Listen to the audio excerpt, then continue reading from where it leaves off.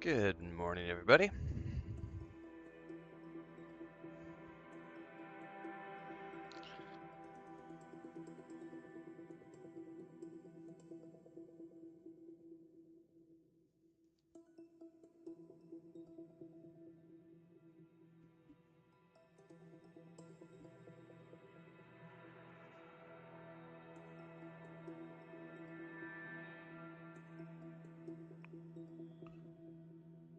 Arrgh.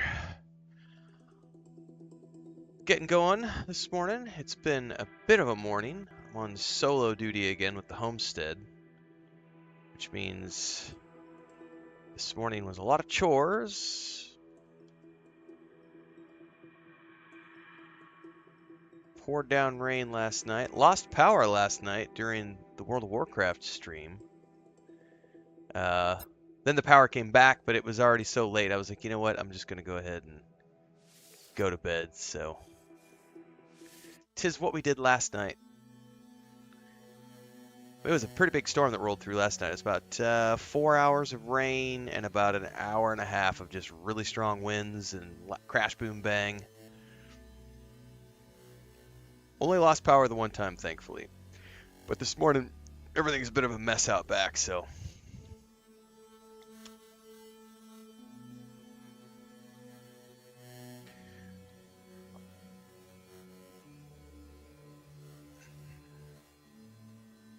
Morning, people logging in. We got Crimson, Joseph Stryer, James MC over on YouTube.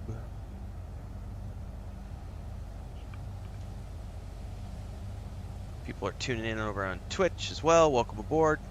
As always, we are multi-streaming in both places, so you can watch where you prefer.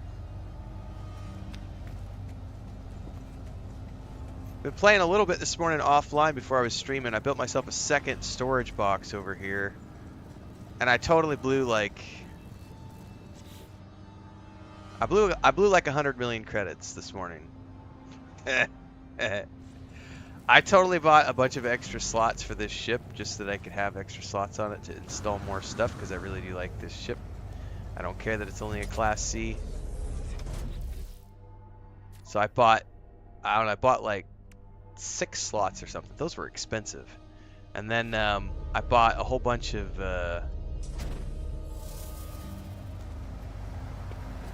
I just went up to the merchant and just bought stuff from the space station. I was like, I got money to burn. I'm not going to be bashful about it.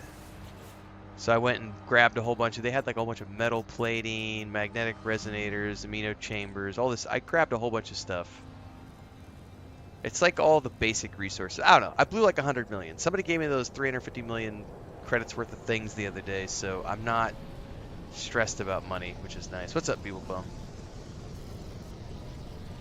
Lurking while working.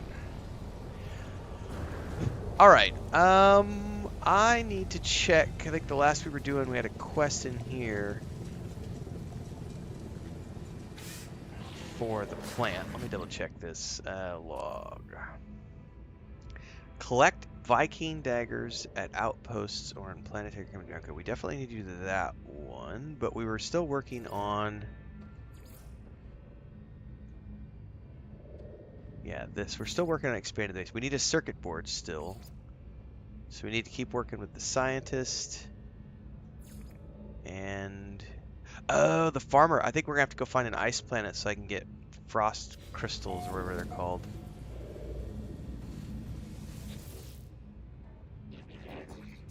They have not assuaged my loneliness, and now I have 2 consciousnesses to fear for.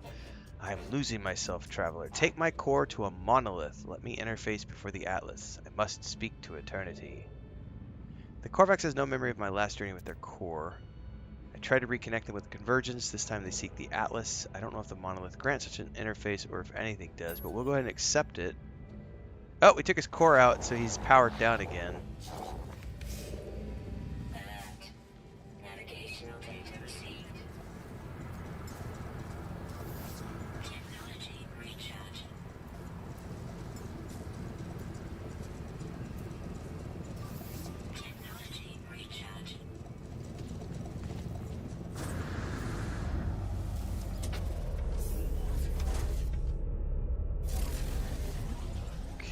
Is that on planet? it is.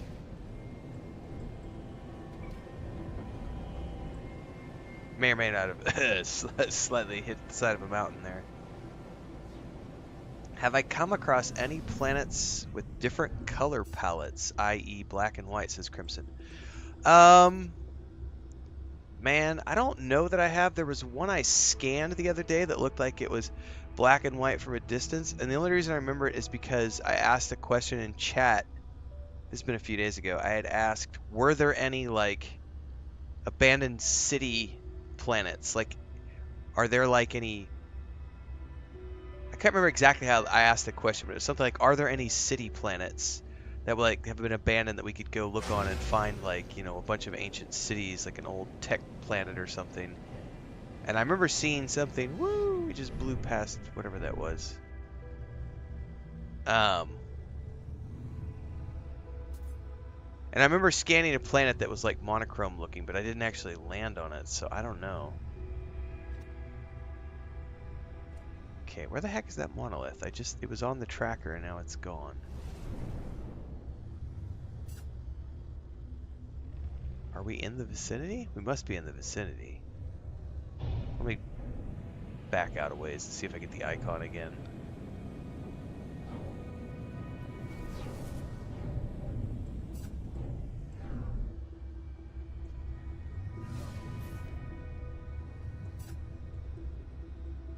Yeah, it's over there.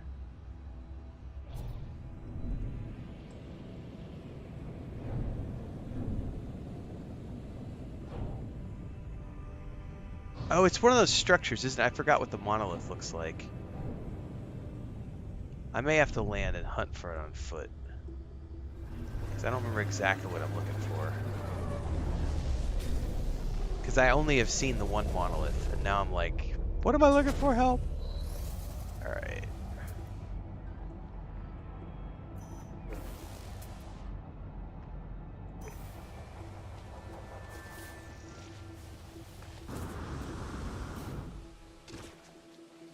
Is it that thing I marked over there?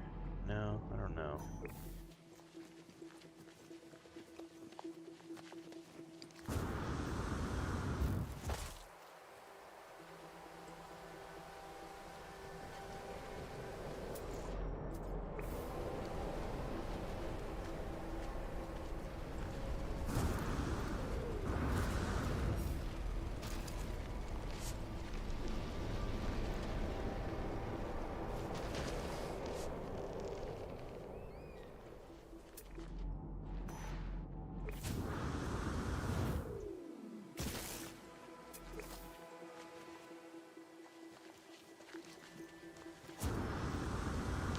What's up, Sanjo?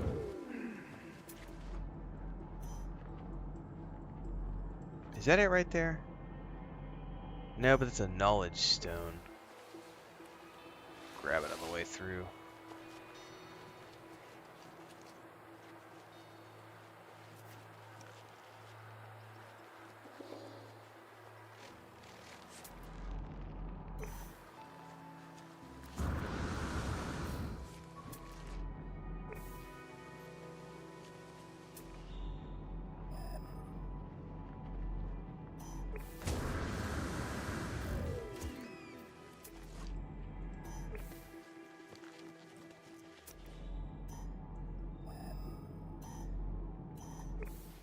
Is that it right there? It just says knowledge stone. That's got to be the monolith right there, though.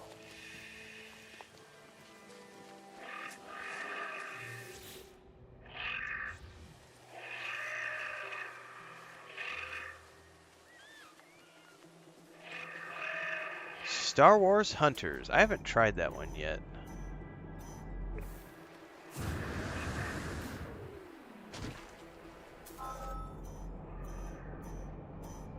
What is that right over there?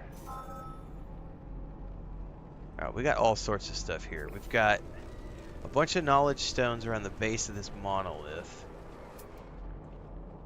Is this cobalt? Magnetite? We're gonna grab all this with the extractor here in a second. You don't play Lotro or No Man's Sky, but you enjoy the content. Well, I'm glad you're here, one way or the other.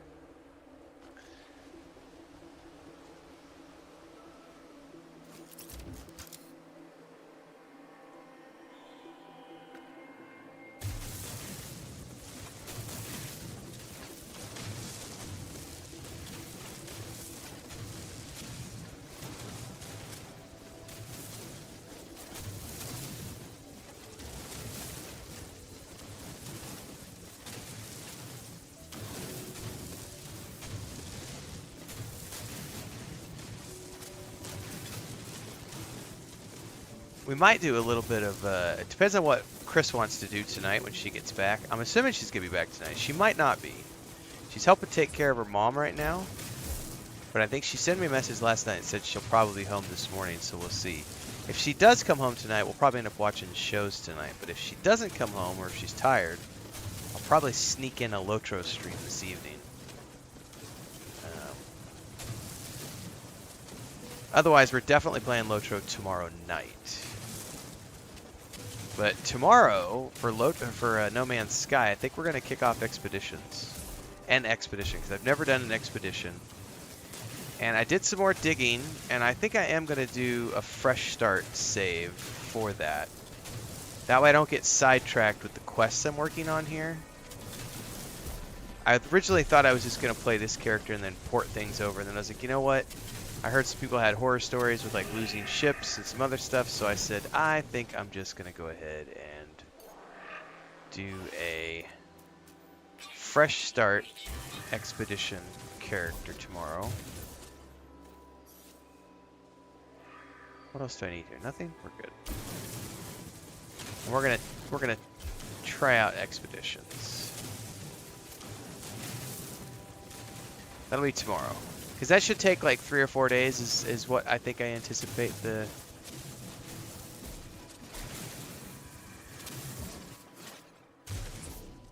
That's silicate powder. 3 or 4 days to do the expedition is what I anticipate, so I'll do that.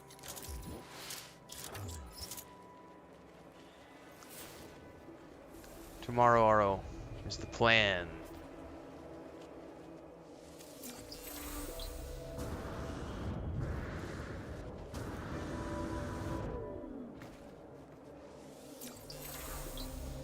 There was one more. Okay. Now our quest wants us to do something here.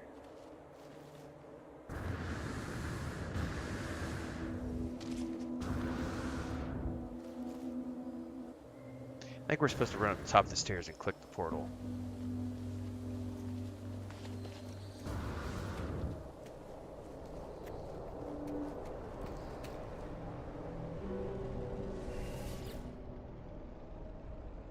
Oh, binary. I approach the monolith and prepare to insert Corvax's core within the dais. The structure looks as if it was made for such a moment. Error, error, Atlas, obey, Atlas, error, error, run, error, life form identified, Corvax, echo, purpose, servant of the traveler. Analysis, for similitude failure, emotional breakdown, traveler infection, solution, terminate, insulate, project wipe. Oh no, he's getting rebooted. Poor guy's gonna lose his consciousness.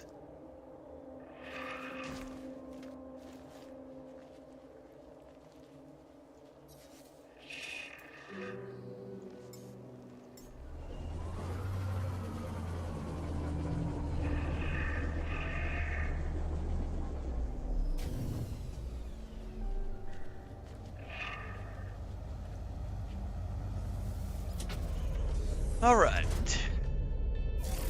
back to the base.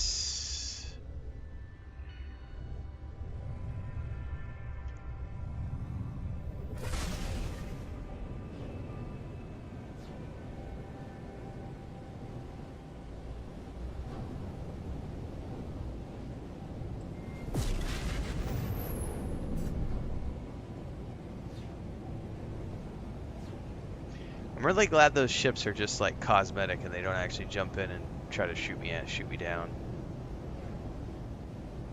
Makes me wonder what they're going to be doing with Dune Awakening because, well, technically that's going to have 2 different types of bases. They've got your persistent bases, which are the solo bases that cannot be destroyed, and then they're going to have the community bases, which absolutely can be destroyed by other players. Other clans, and everything gets wiped like once a month because of the Coriolis storms. It's a very interesting concept what they're doing with that. It's like anybody who wants to mine spice to like get the best stuff in the game, you're gonna have to compete in PvP out in the wilds.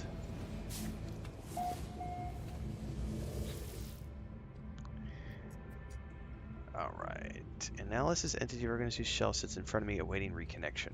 I fear what has happened to the data core. We're going to stick it in. Greetings, unknown entity. I passed my test. Sharing this joy via the exchange of technology. I just... There it is! Circuit board! That's what we've been looking for. We've been looking for the circuit board. Yay! Alright. This is definitely what I need to make. Okay. Cool.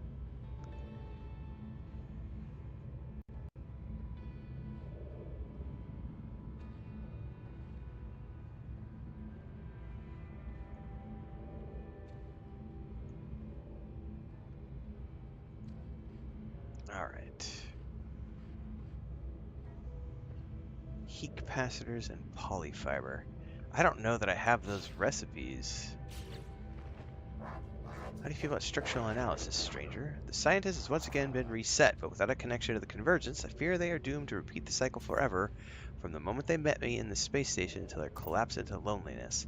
But if I could find them a convergence tube, they might be unified with the rest of Corvax and escape.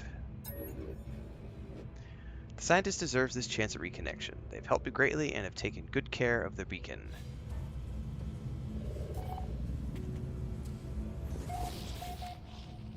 Alright, well, we're going to go build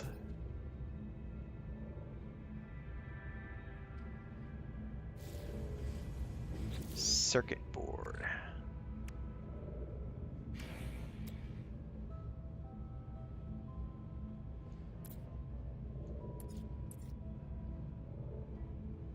Polyfiber, and there was, okay, yeah, it was circuit board. I needed a polyfiber and a heat capacitor. Can I track this pin? There we go.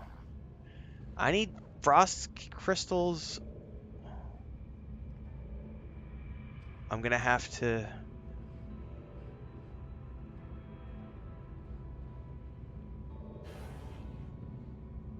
Does it need frost crystals and...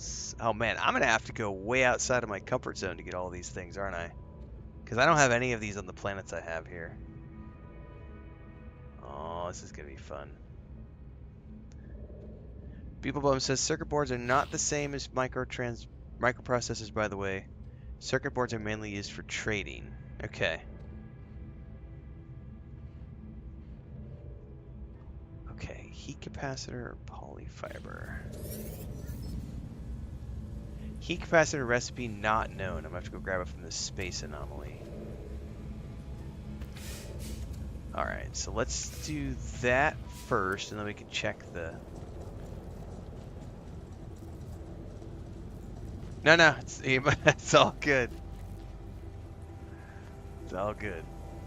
I'm confused on a daily basis. I may have said something in a different stream and I won't remember it. It doesn't matter which one of these guys. What am I doing? We gotta go to the anomaly.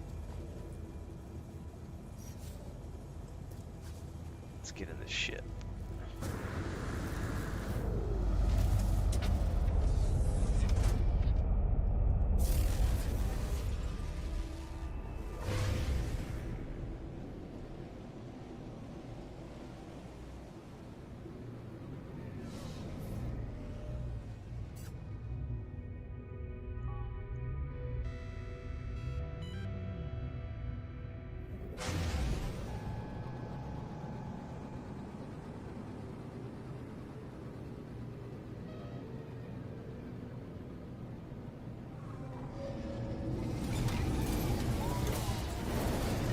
What's up, ER?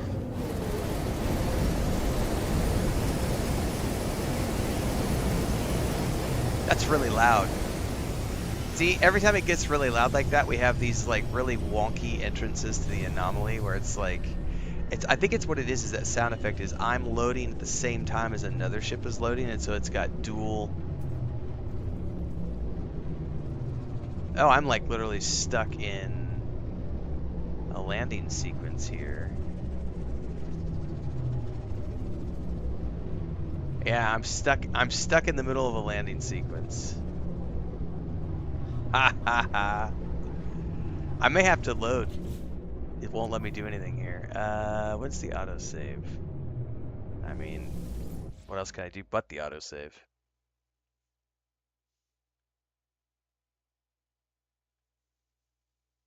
I already did Schlitzberger. It's in orbit above my station right here.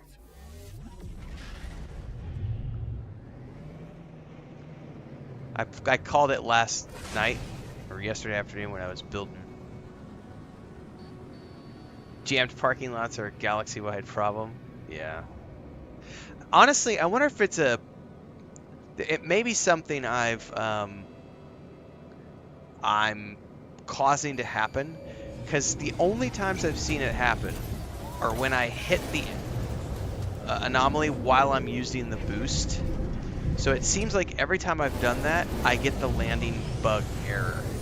So it's almost like I'm coming in too fast, and then it like blocks me, you know?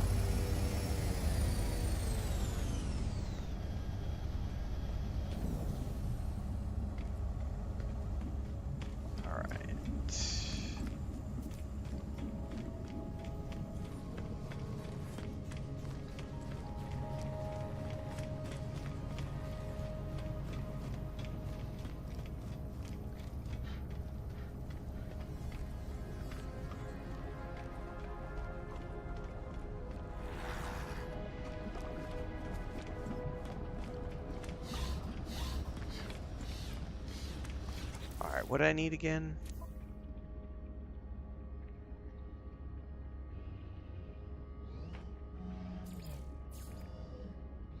Oh, I think I was doing a crafting one. Never mind.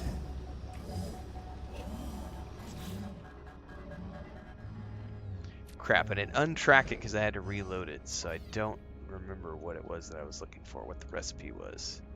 Let me check. It's one of these here. It is the circuit board. Cactus flesh or star bulb.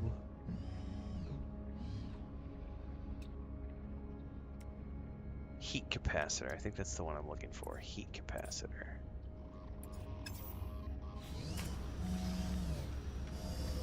Heat capacitor.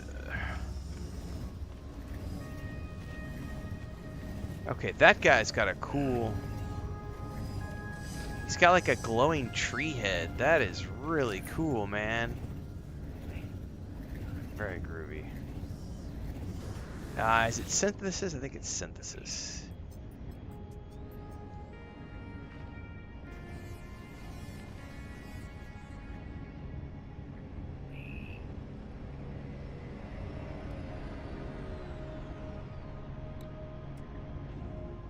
Heat capacitor. I need frost crystals and selenium. Okay, so I have selenium, some anyway, but I'm gonna have to find a. I'm gonna have to go find an ice planet because otherwise I can't make that.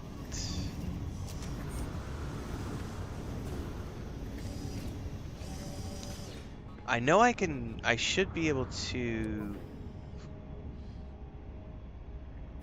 look for. Yeah, I can look for cactus flesh. I've stockpiled star bulb. I know I've stockpiled a bunch of star bulb, and I know I have cactus flesh. But I can track selenium now, which is great. I'm gonna need some of that. But what I can't track, because I haven't seen them yet, are the frost things. What's it called?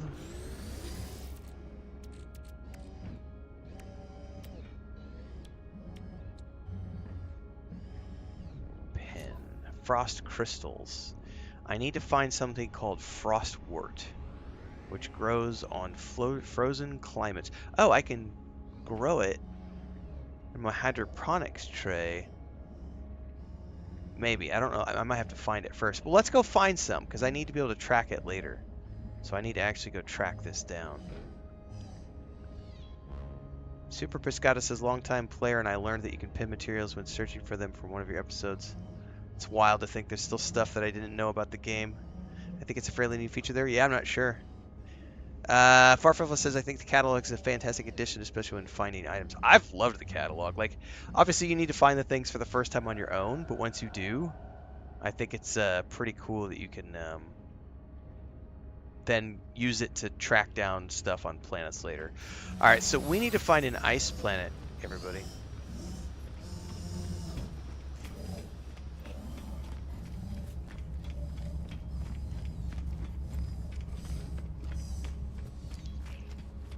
So we're about to go... Uh-oh, did you not port me? There we go. We're about to go exploring.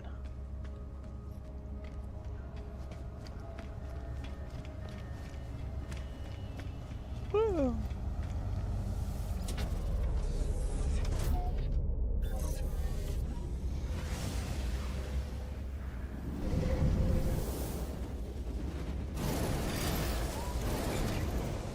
Now what I don't know is if there are any...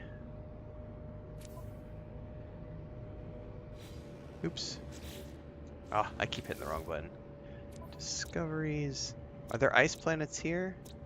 Charred. Ooh, that has selenium, so I can definitely find that in this system. Oh, we have one right here. Frozen planet. Okay. So, can I directly track these planets?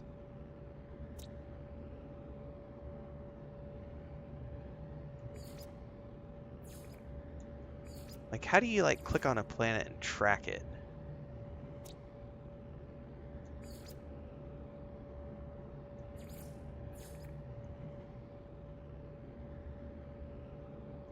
Scrono.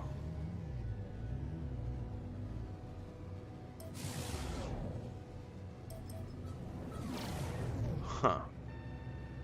I've had a freighter for a while. I just haven't used it. Alright, well let's go see if we can't find some frost crystals down here. There's 2 ice planets here, so...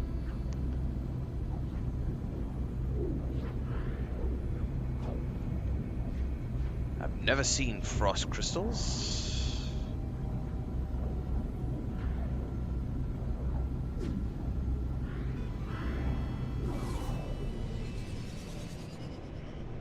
I don't even know what the frostwort looks like. I've been told it's a plant, so... I'm assuming it's going to be something that looks blue.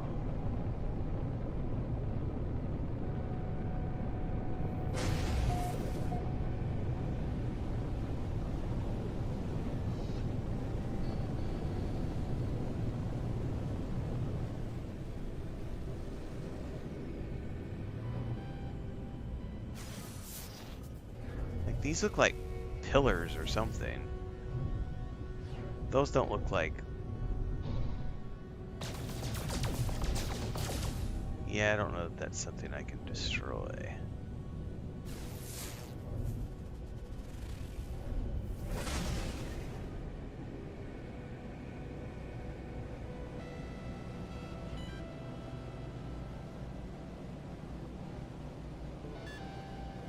No idea what I'm looking for, to be honest with you.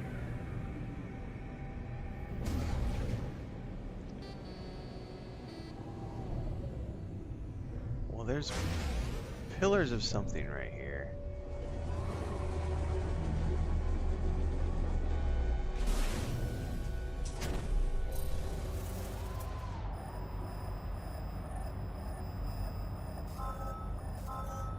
Oh, there's a whole bunch of it right here. Oh, okay. Cool. Well, that was just lucky happenstance that I landed here.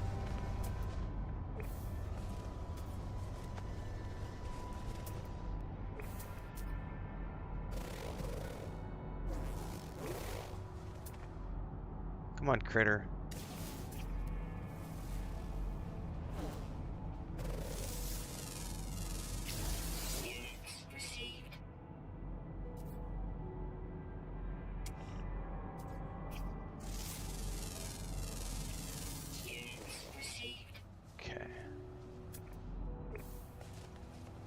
Harvest this frost crystal.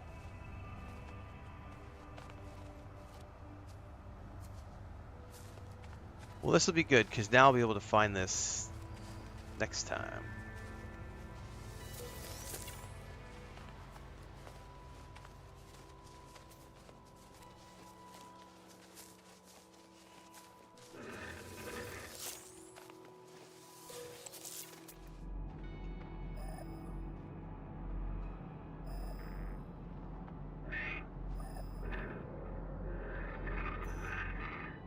Okay, there's some like 1,000 meters that way.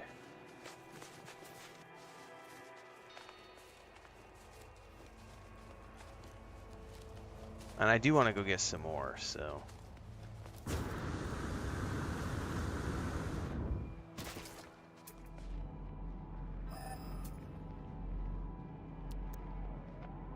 What do we got over here? We've got subterranean relics.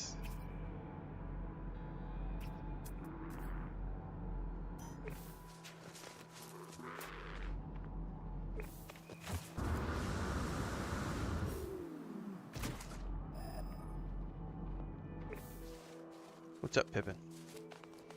Oh, Mama. Are you sure you're waking up? You just laid down to go to sleep a little while ago. Oh. Do I get biscuits? Thank you.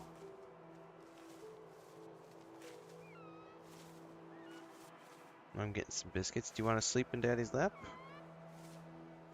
What's up?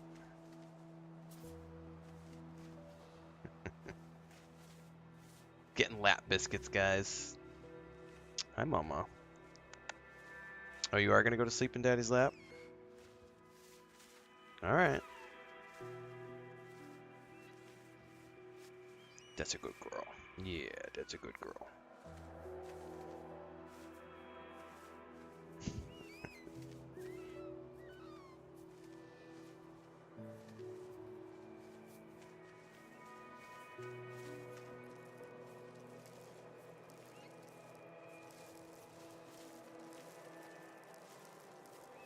All right, well, let's see if she's gonna be calm. If she's gonna be calm and just sit here, we should be good.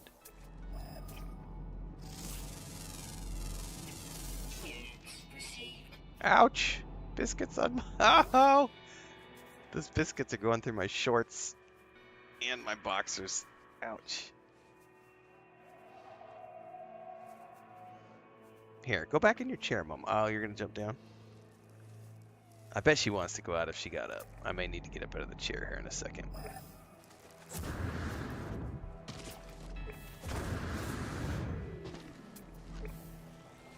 Yes, do I need to get up out of the chair and attend to you?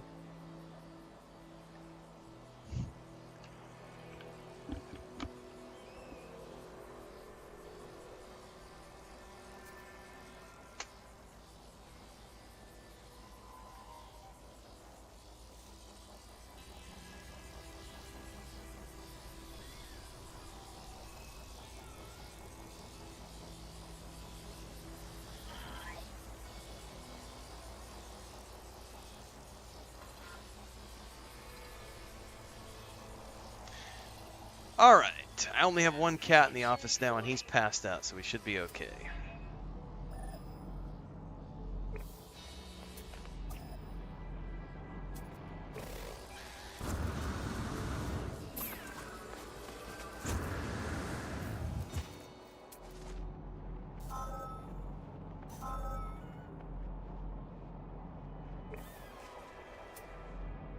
It's up there.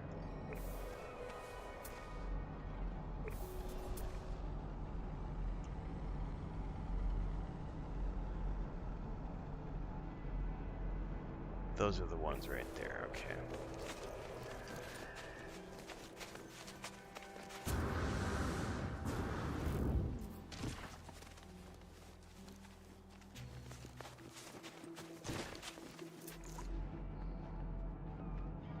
Any other critters?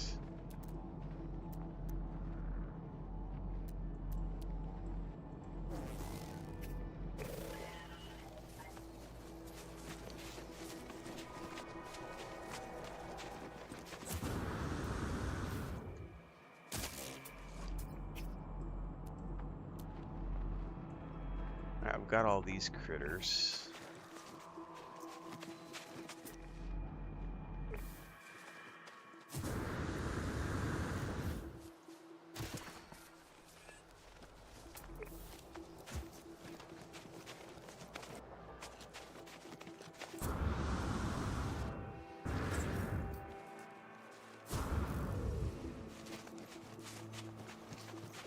At least I know what these look like now, because like a week ago I came looking, oh, I need to grab these.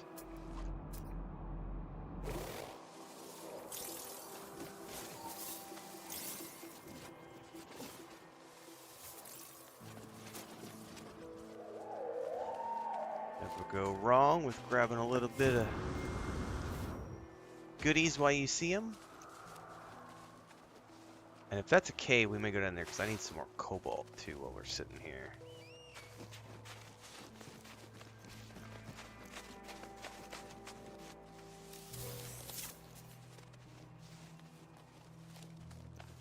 Now, do I need, I'm assuming I need one hydroponics bed for every plant I'm going to make, or every plant I'm going to plant. Does that make sense? Cynthia says, watch from the airport heading to Scotland for 12 days. Enjoy the vacation. Okay, Bear, hopefully you're going to have fun. Don't you have family back in Scotland? I vaguely recall.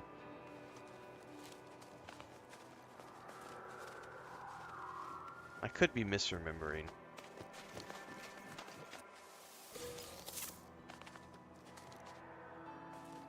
Alright, let's take a look down in this cave really quick. Gonna get your No Man's Sky fixed vicariously through me.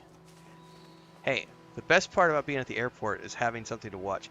I was thinking about this the other day. I can, you know, some of us are old enough, to, you know, I know you as well can remember this. Airports didn't used to have, like, and some of them still don't, but most of them these days do have, like, Wi-Fi. And I would say most, not all airports. Some airports are still a little bit behind the times, but for the most part, airports have Wi-Fi now. And it's so nice being able to go into an airport, and whether it's through your data plan or through the airport's Wi-Fi, you actually have a device where you can keep yourself occupied. Because you used to have to bring books. Like before the days of smartphones, you brought books. And it's okay to do that, but it was also, it took up space. Like, I much prefer, like, my Kindle is great because I just slide it in and I'm good to go. But apart from that, having the phone, big fan. Let's see. How much do I have? Thermal protection falling.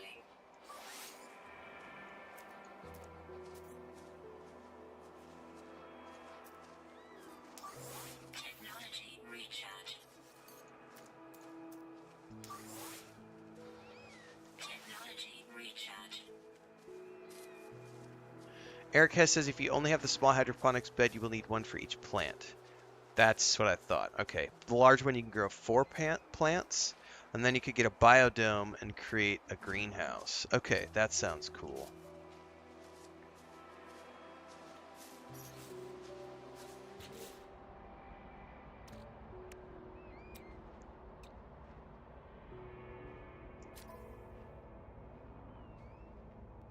Thermal protection falling.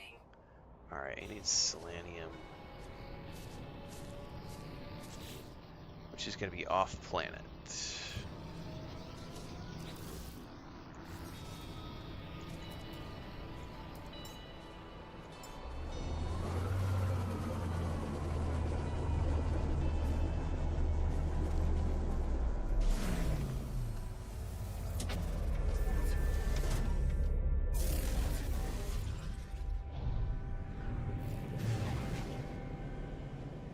Alright, we're going to go get some selenium now.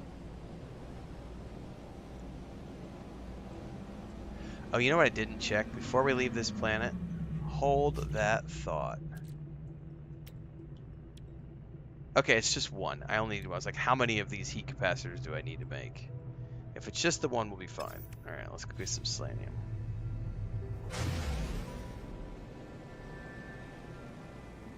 One of these planets is a burning hot black hole. Not black hole, but burning hot.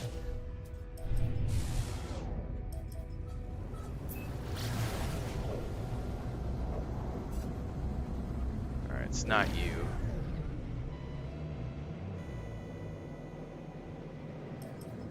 It's an abandoned planet. Star bulb, it's not you. Frozen. Alright, I know there is a hot planet on this. There it is right there. Charred planet.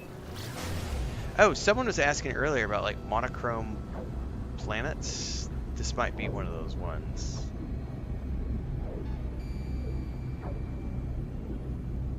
Thinking of Biodome, I might have to go rewatch that now that we've said it.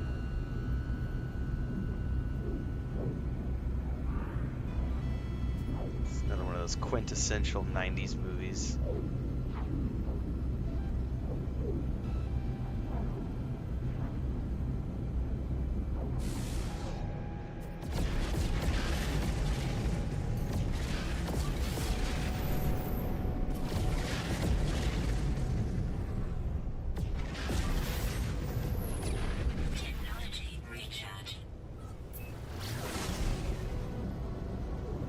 Yeah, good old Pauly Shore film.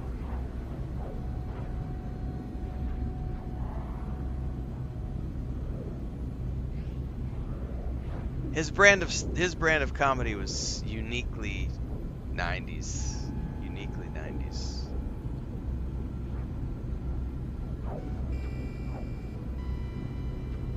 I remember my mom and dad absolutely loved not Funny Farm, that's Chevy Chase.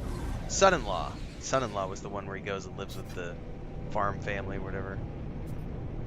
They just thought it was funny because they have, you know, dairy farm when I was growing up.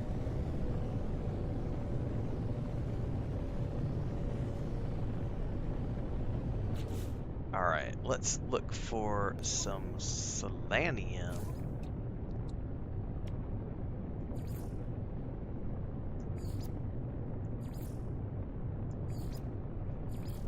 It's plants, wasn't it? Yes, sir. No! I clicked the wrong one. I already have star bulbs. Damn it. Plants. Selenium. Alright.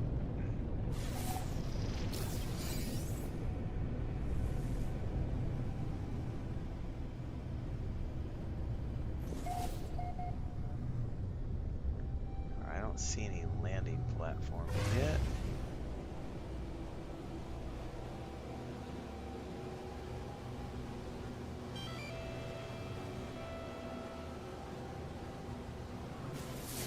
There's one right there, maybe?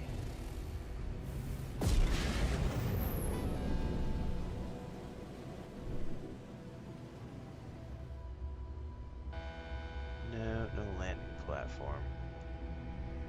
However,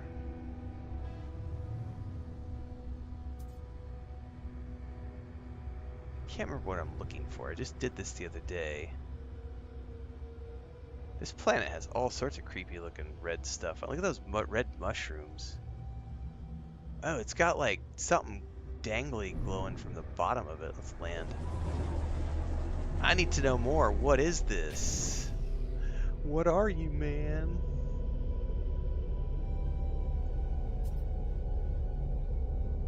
Valinar says I'd name a fiery planet Char from the Zerg homeworld from StarCraft. I am doing workstation missions this morning, Jared, for a little bit anyway.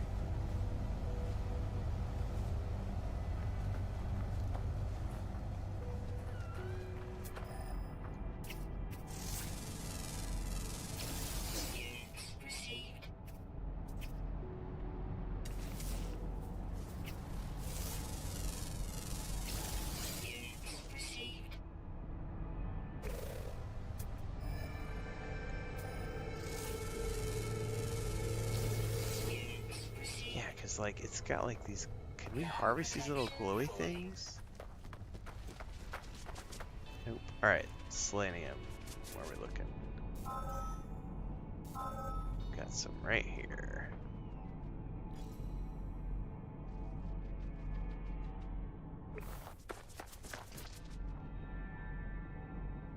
They're both 600 away, so.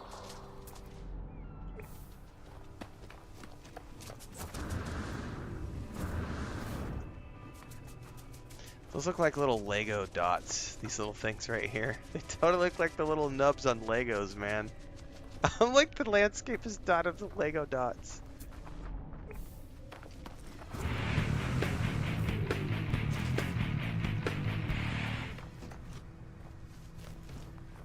Welcome to the channel everywhere. We got Bloody7 on Twitch. We got PhilosAV on YouTube.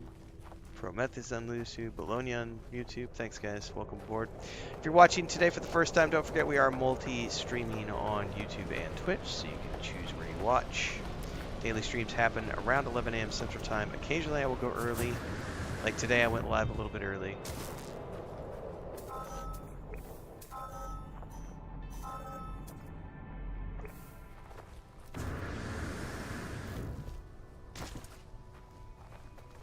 This planet looks pretty interesting from a luminescence standpoint. Units received.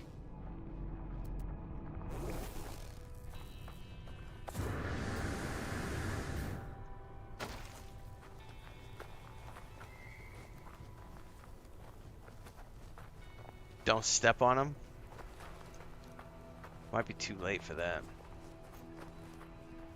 Probably some life form that I'm inadvertently squishing.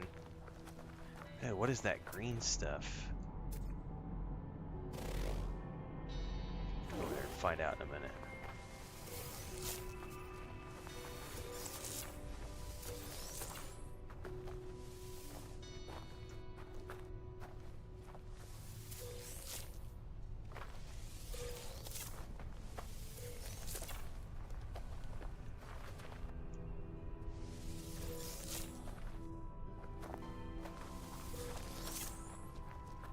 Yeah, what are you?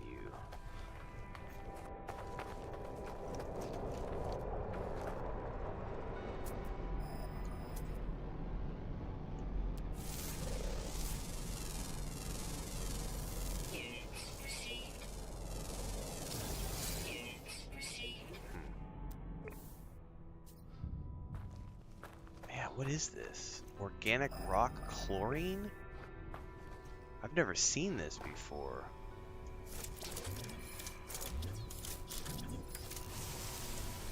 I've never seen chlorine. Well, we're gonna gather it.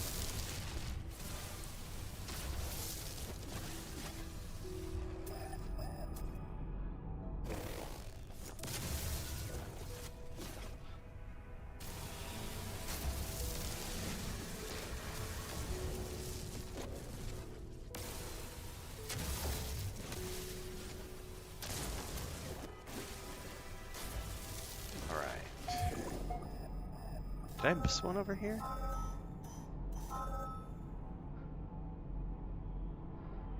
No, I got all of those. No, I did miss one. Or two, it looks like.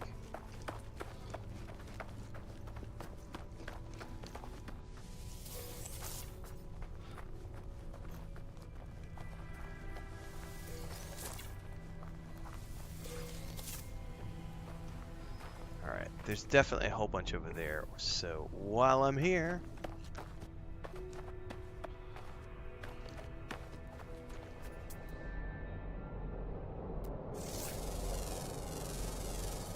Units received. Thermal protection falling. There was something over here that was unidentified.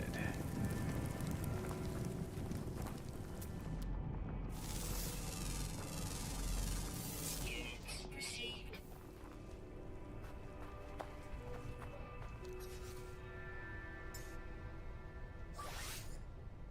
Technology recharge.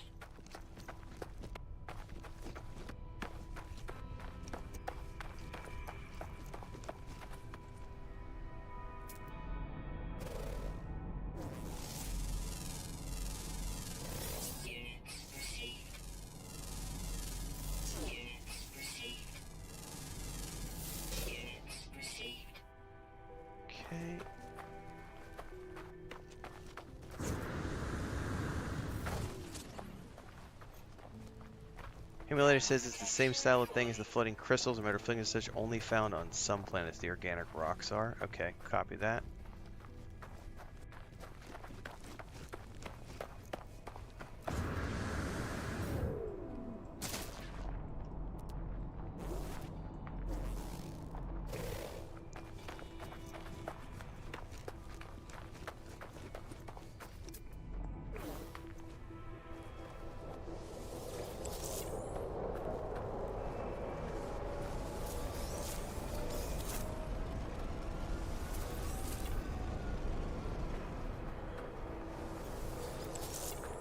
That was unidentified. Units received.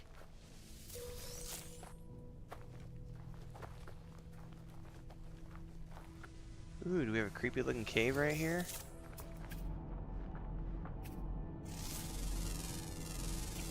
Units received. Where are you? Units received. Okay. Let's go look in the creepy looking cave over here. I do, Super Pescado. I just don't go out of my way to do it.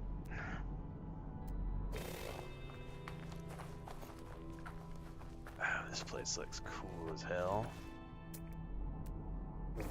Oh, this is a different type of cave, Morrow. Temperature levels stabilizing.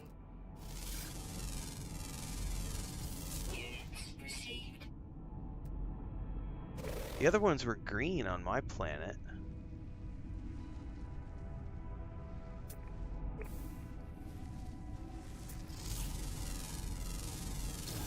Units received. Ooh, what are these things? Subterranean relic vortex cube. What?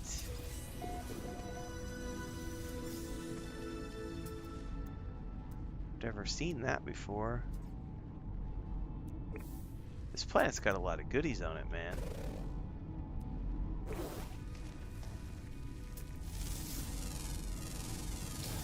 Units received.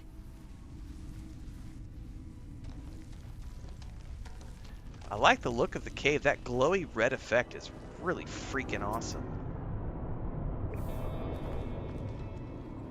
This would be a cool place to build like a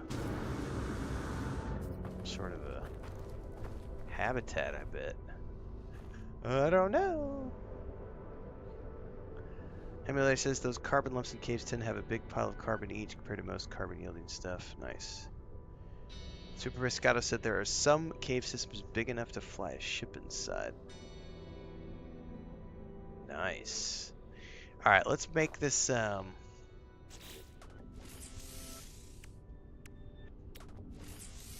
heat capacitor that I needed to make the polyfiber. Thermal protection falling. I need cactus flesh and starbulb. Pretty sure I have a ton of each of those in the base. So we could probably go back.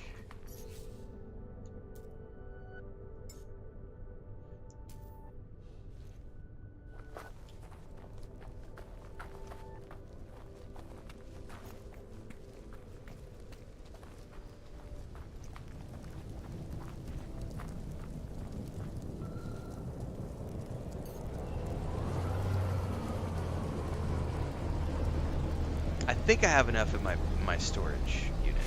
I might not, but I know I stashed a bunch of starbulb today because everyone told me, take it, you're gonna need it later. I just don't know if I have enough.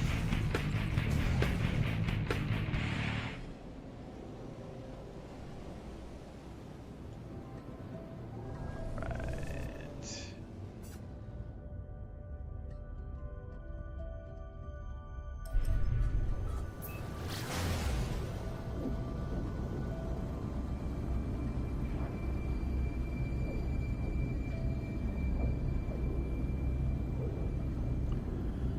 See if we can get this made.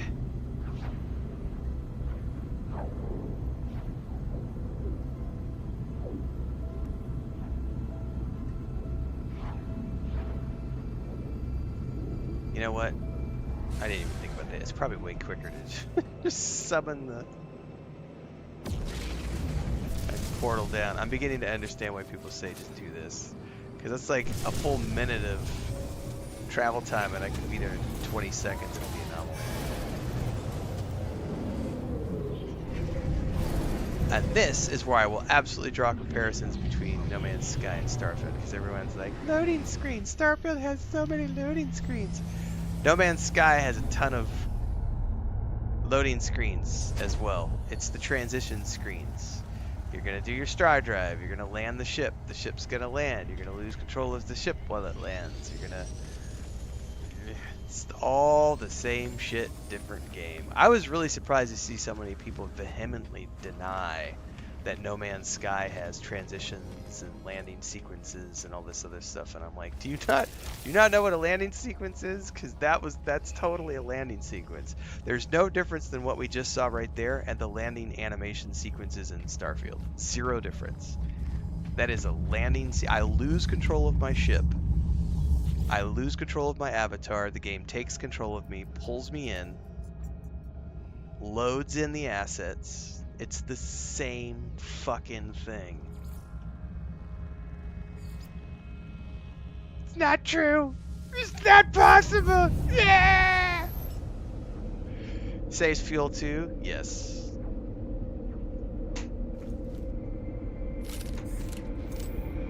And yes, I'm mocking people right now. Sorry.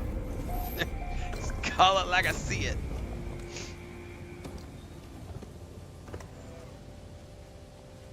Alright, we need to check over here, because I know I've got Starbulb and Cactus. I just don't know if I have enough. Dun, dun, dun. Where is it at? I don't remember what it looks like is the problem. There's my Starbulb. And then the other one was something... I don't remember what it looks like.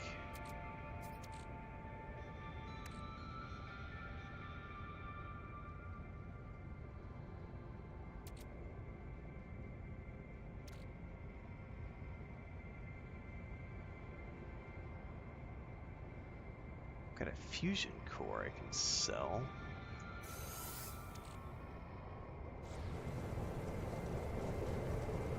What's it look like?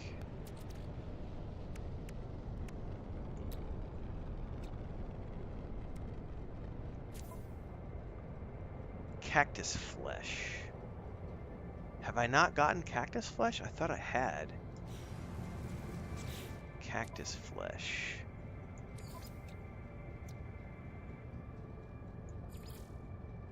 I must have, because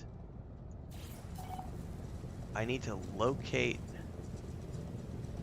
a system that has it. But I sure as shit don't see any in my inventory.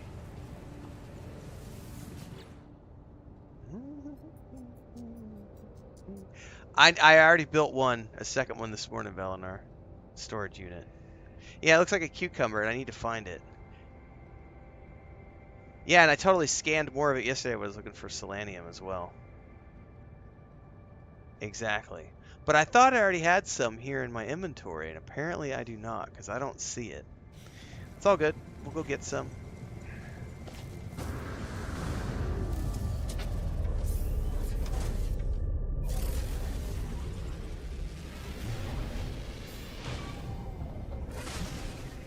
I wonder if I can portal into one of the stations where I've already found it. Alright, it says use your galaxy map.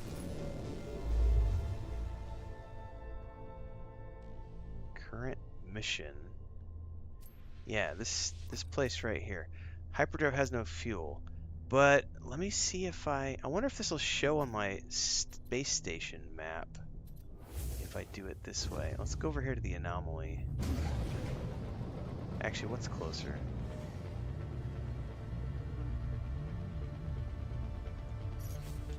The anomaly is closer if I just summon the damn thing.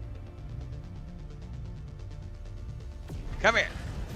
Get over here!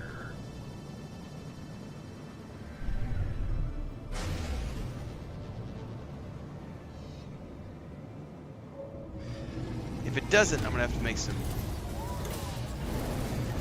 warp fuel.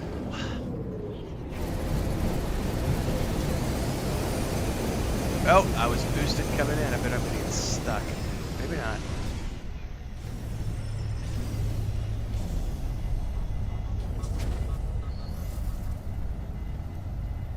Nothing but ugly starships over here today. Totally Jackknife says if you have pyrite and oxygen, you can make cactus flesh. Good to know.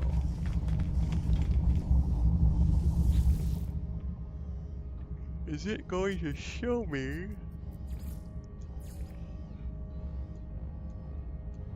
It's not going to show me from this menu. So it has to be from the space. Okay, so I'm going to have to make some warp fuel.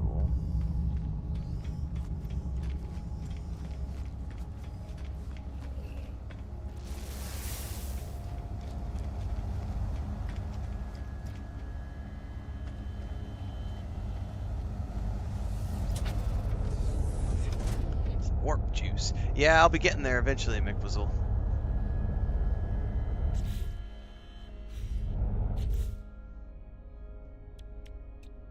Hyperdrive, charge. I need to buy the recipe for the warp hypercore, I think. Alright, we need to make some warp cells.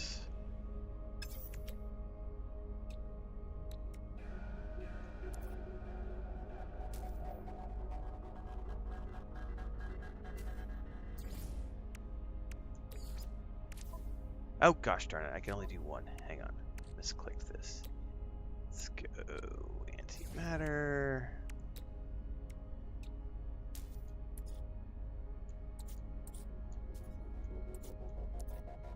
Warp cell.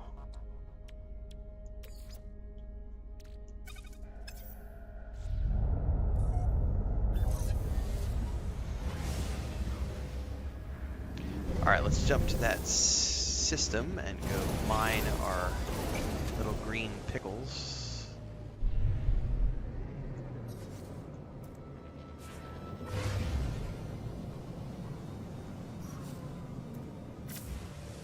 Am I still tracking him, I hope? Is.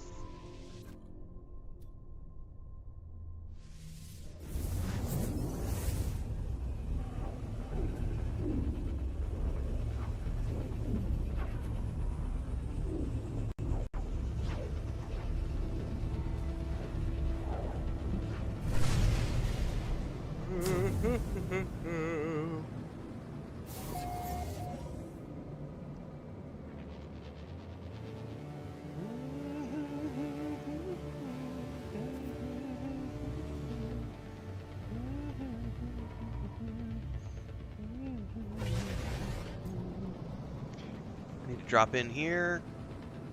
This is my first time in the place. Grab my inventory upgrade.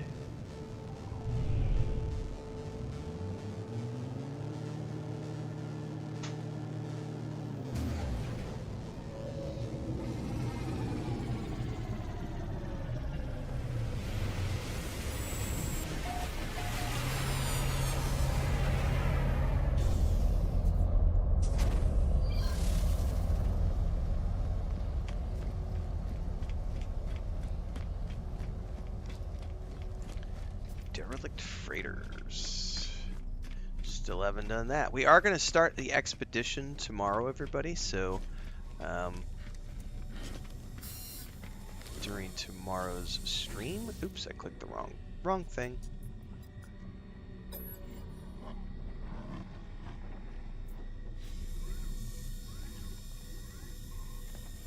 There we go.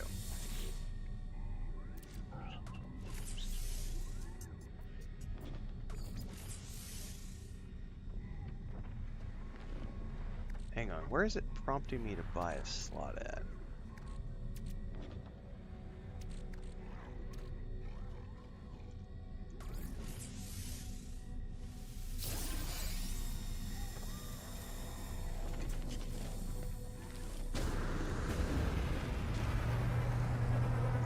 want to check one thing really quick here at the portal before we go any deeper. Space stations. Damage drop pod. Yeah, I don't think it shows plants.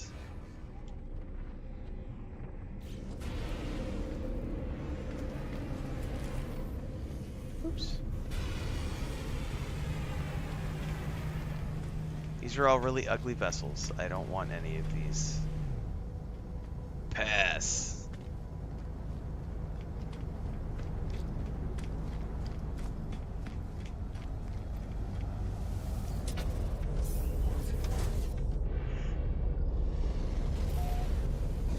Yeah, it was a pretty good rain last night. It was about 4 hours.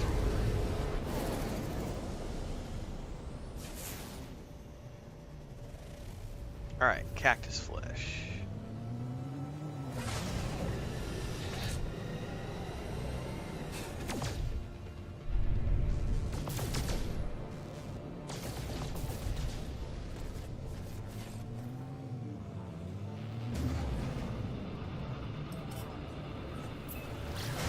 Rackin' Prime.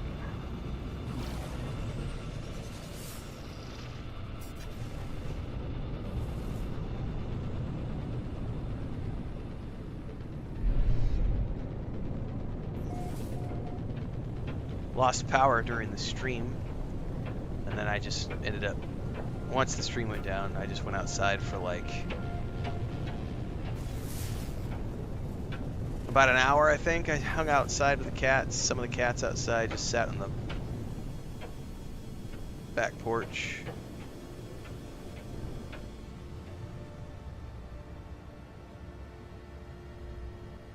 This is not a landing platform.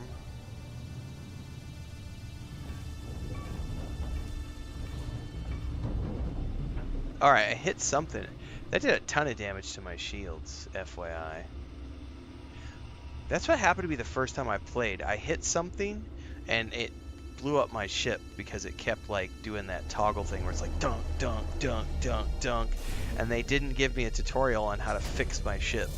And so I was, 3 hours into the game and blew up my ship and couldn't get it repaired to get off the planet. And it was not a pleasant experience.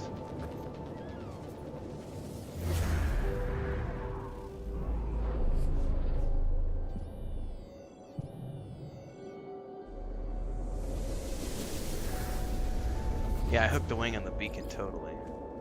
Minor settlement detected. We have a storm rolling in? Alien installation. How do I find that? I guess it's pointing me over here. Never mind.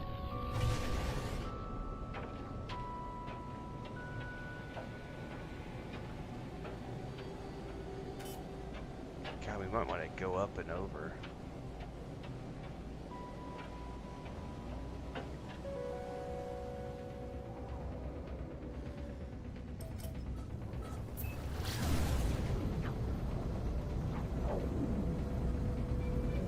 I'm a sucker for free landing pads. Every little penny counts, man.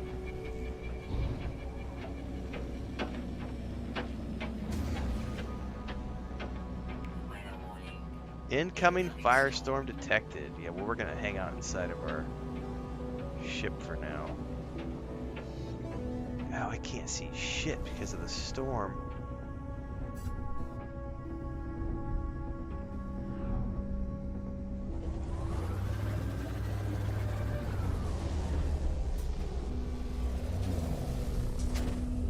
Make a run for the building.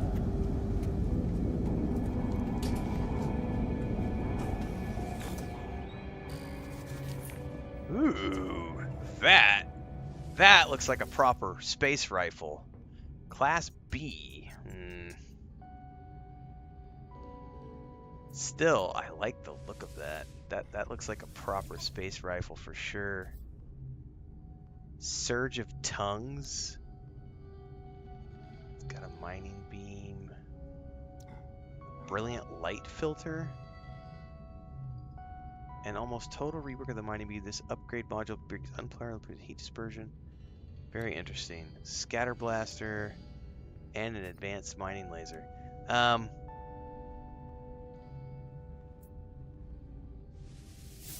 buying that for my collection.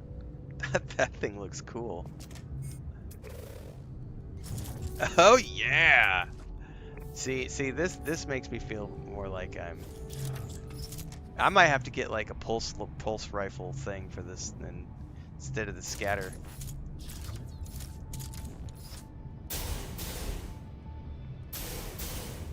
Oh. That feels rather proper. I'm gonna have to play around with these at some point. Multi-tool.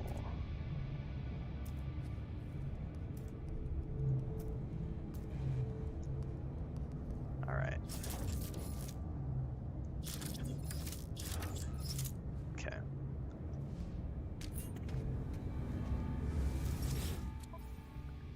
Oh no, I don't need to do that. What am I doing? There's other stuff in here.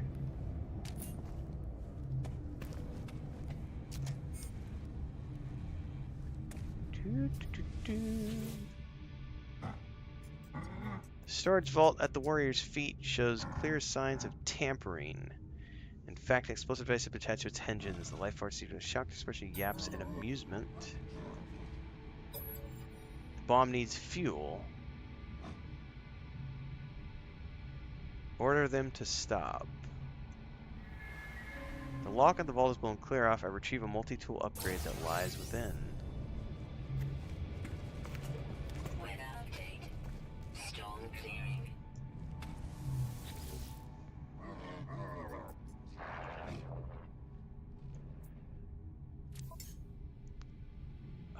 Barrel ionizer. Hazard protection. Thermic layer. Nah. Alright, weather's clearing. We need to go find our resources.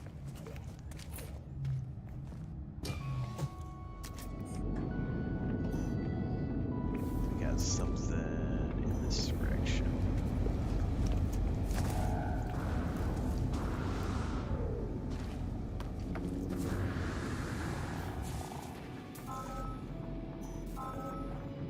Thermal protection falling.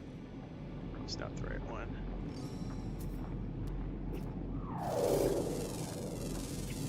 Units received. Units received.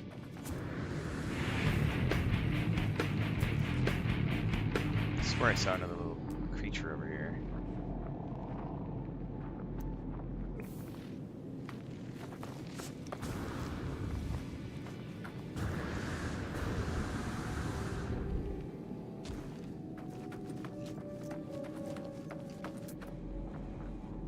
Where'd you go, little buddy?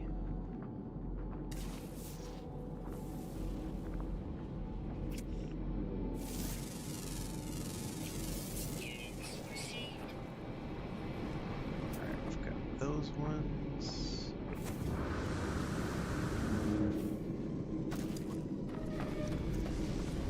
This planet is not cool, man. Purple crystals. I don't know if I've seen purple crystals before.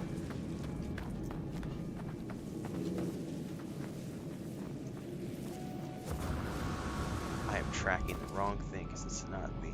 Oh, maybe it is the Eucanaceus, I guess.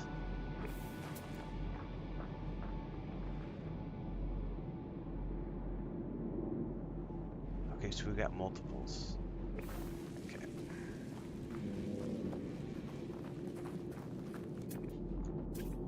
That is like a giant mega bug, man.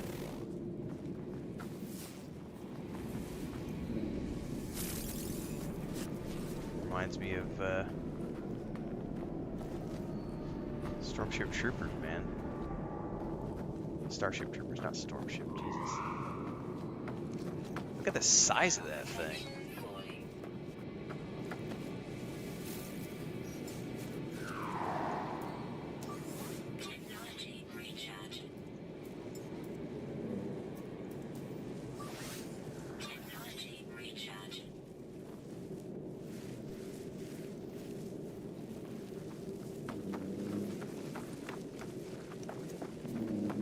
That is a mighty creature.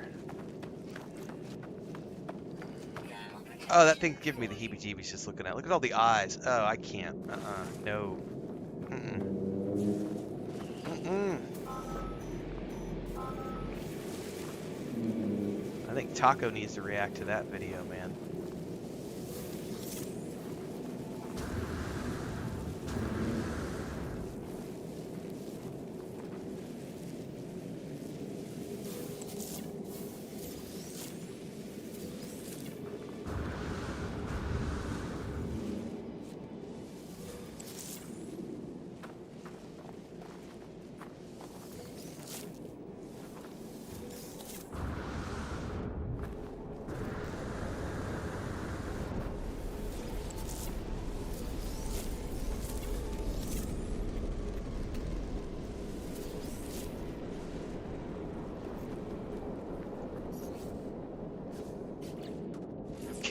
That's enough to make the polyfiber. And now we can make the circuit board. And now we need to take that back.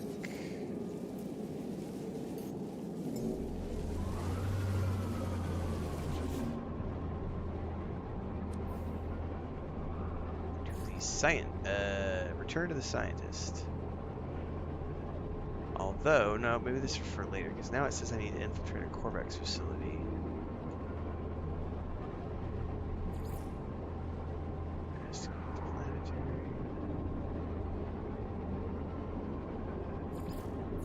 Yeah, expanding the base, acquire a circuit board. Alright, I did that. So I did acquire it. Now I need to return. I did acquire one. How come it hasn't updated? Oh, there it did. Did it say I need... Hang on, it's in the process of updating right now. Temperature levels stabilizing. I think it's in the process of updating. That's a big bug. Yeah. No, this is not the expansion laws. Return to the overseer. Alright, we're going to go up to the anomaly because I got to grab my suit upgrade there, and then we can portal back.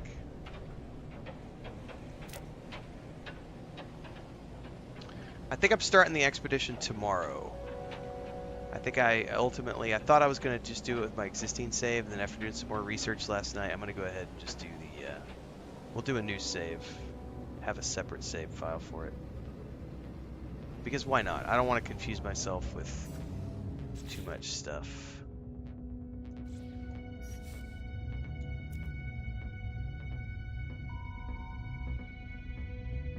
Oop, oop, oop. I may change my mind before tomorrow. We'll see.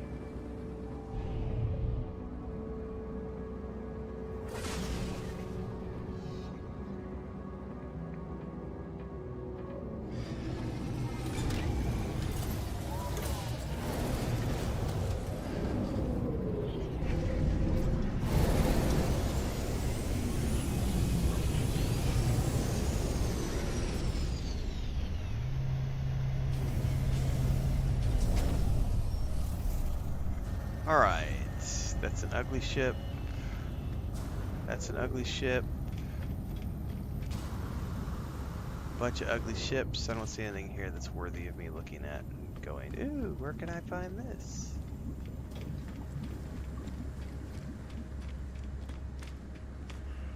You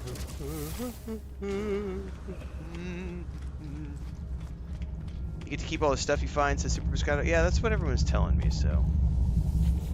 See, that's the thing. I don't know. I kind of want to do it with my existing save, but then I did some more research, and people were saying it's easy to keep track of things, and I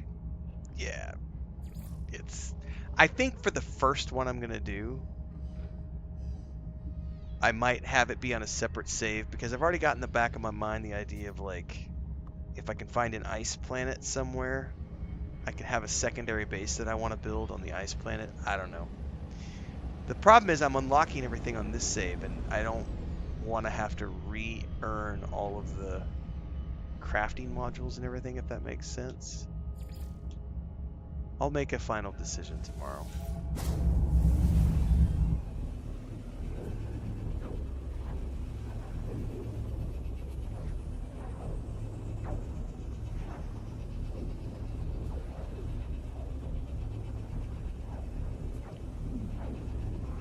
But that is the objective tomorrow, is we're gonna go work on that.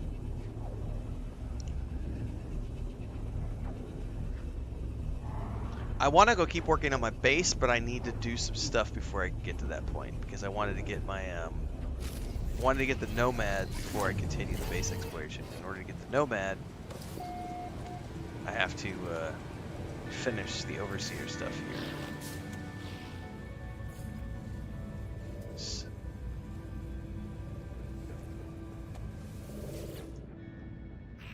Trust our scientists needs. They have the circuits we demand. As I approached the overseer, I was almost certain I heard him talking to himself, spitting out words and phrases in a tongue I recognize but do not understand. Seconds later, there's no trace of the venom I thought I heard. I must be mistaken. He then asks me for the circuit boards. I give them to him. He is strange, but no more so than any of the other beings I have encountered. They've been more helpful than most. I now have... Oh, I can now build a galactic trade terminal to sell at my home base. That's helpful.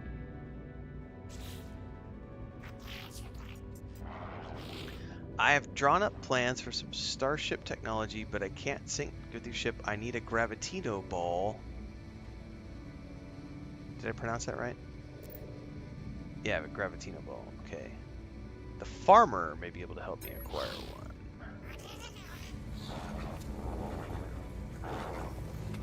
Hey, buddy.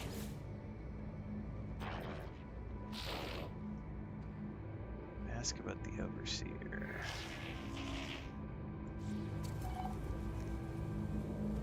Gather a gravitino ball. Find gravitino ball in high security worlds or grow one in your base.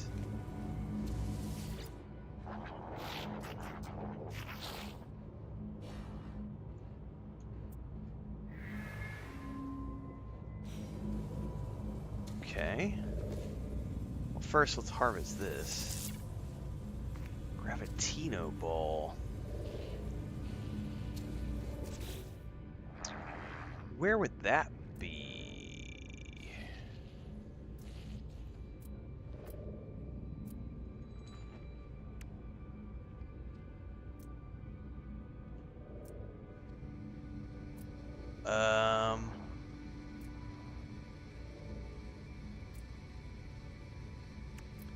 No, those are alloys and stuff.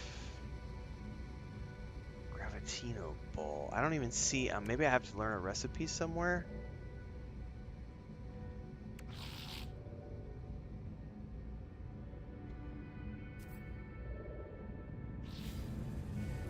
Or grow one on the base with the help of a farmer. Well, that's ironic, but it doesn't. He doesn't actually appear to give me a recipe for it.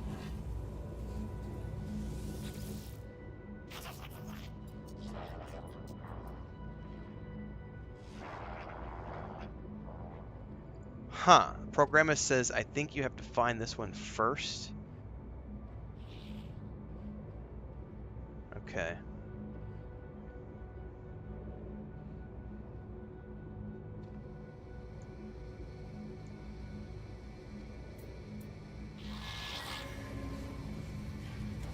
Alright, so we probably need to find one then on a planet.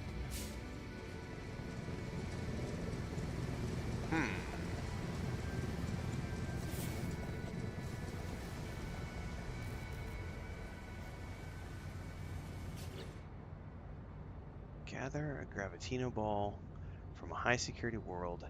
They can be farmed free of sentinel aggression with the help of a farmer. I need to... Okay, I already got that. Can I search... Is it going to show me space stations, or am I going to have to fly up into space?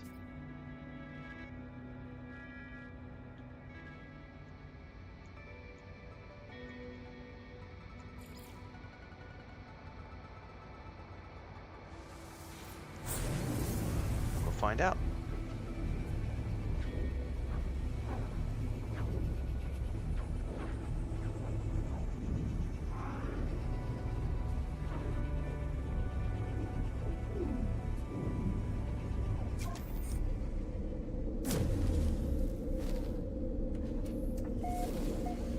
Okay.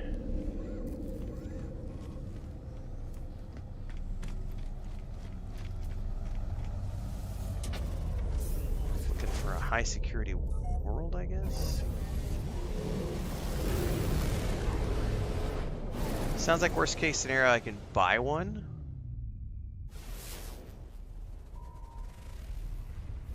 That is not a high security world.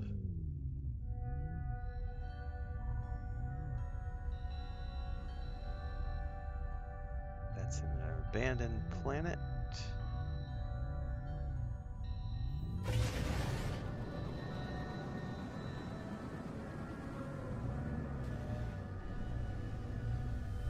Space station.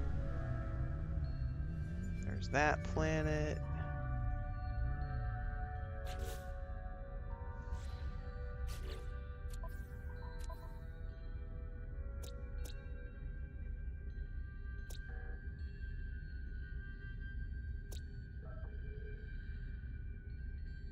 Huh.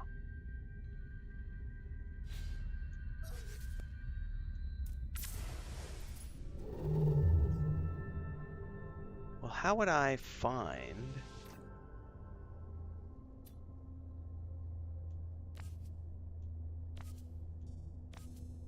See, it's not going to have me track this current missions. So I would literally just need to jump around and find a high security planet or just go buy one. I think I'll probably just go buy one. I don't want to have to go searching from... we could just buy one for now. I don't have any hyperdrive fuel is the thing. Hang on. My phone's beeping at me. I gotta check my phone because my wife is pinging me. Not sure if she's on her way home yet.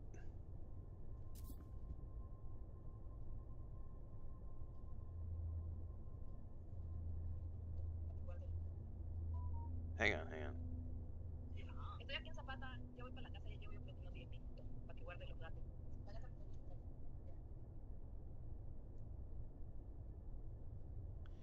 Uh, Give me 5 minutes, guys. Chris is on her way home, and she's coming over with her sister and somebody else. So I got to go make sure that the cats are taken care of, and because otherwise they will freak out when we get people that come into the house that they don't know. Um, and then when I get back, we're gonna continue our search for a Gravitino ball. I'll probably be AFK for 3 to 5 minutes. I just need long enough to put the cats away.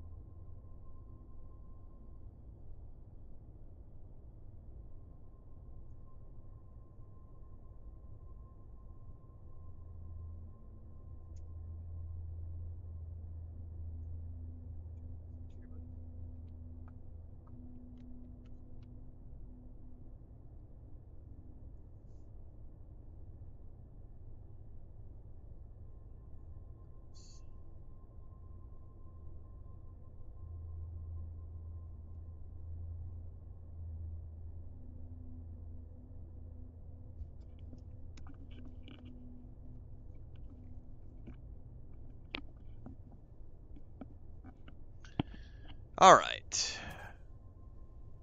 No, you stay there, Lucas.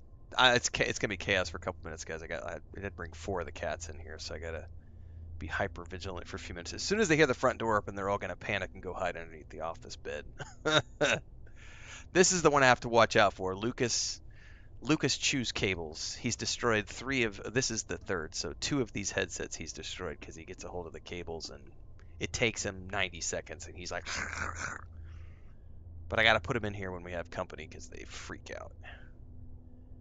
Do I know how to get a sentinel ship? I do not. What's up, Pharaoh?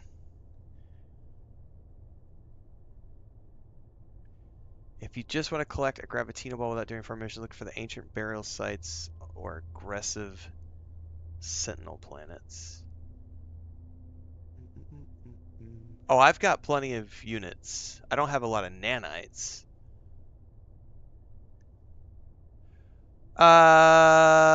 It's not self-imposed, Pharaoh, but I have been trying to follow the quest lines. So the quest line tells me, where did I put my controller? The quest line has specific language, and I try to follow the specific language, even if it's not the optimal way to do things.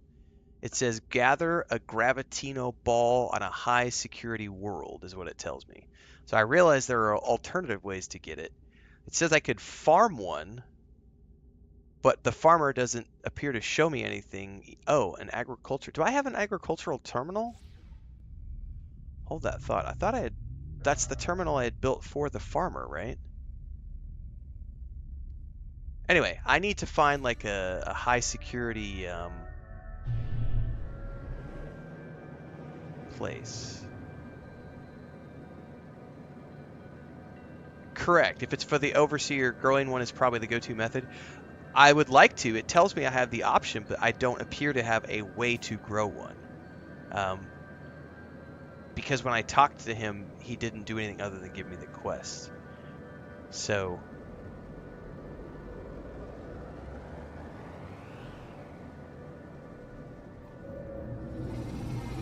if we want to go searching for a sentinel world, I'm going to have to make a bunch of warp fuel.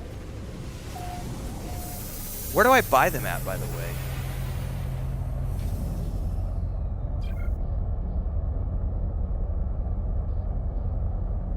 You have to do the farmer's quest line to get the recipe to grow it. I really do want the quest. Buy the plans in the anomaly. This recipe is on the anomaly. All right, hang on. We're going out to the anomaly.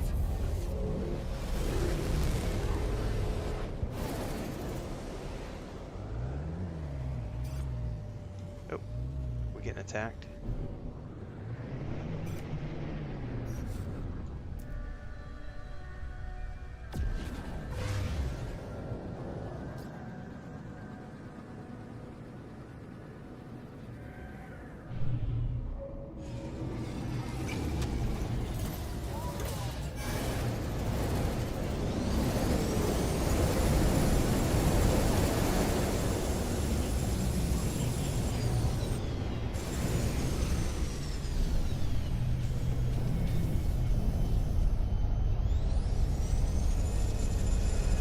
Which NPC is going to have the, Hey, is that a living ship, guys? I've never seen one. I see a weird looking ship over there. That's got to be a living ship. Pretty sure I saw a screenshot of that this morning. Totally saw a screenshot of this earlier today. That's got to be a living ship, right?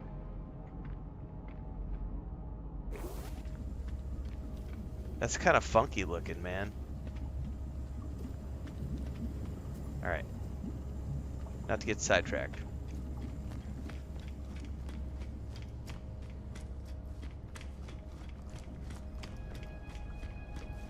Construction recipes. Copy that.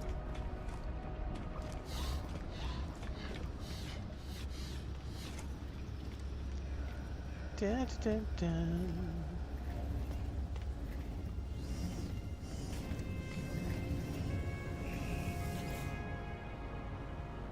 Oh, what would this be under?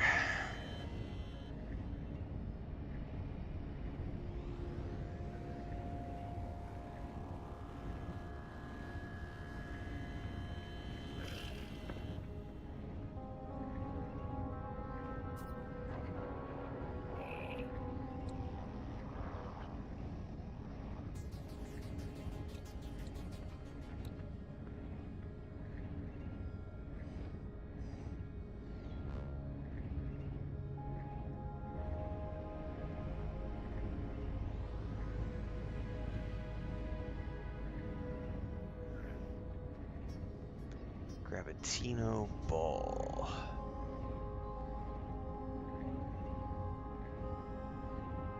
Gravitino host, is that what I'm looking for? Gravitino host, a strange, potentially parasitic plant that yields an occasional harvest of a highly tradable commodity known as Gravitino balls. Suitable for hydroponic indoor planting. Cannot be planted outdoors. Well, there we go. Item received.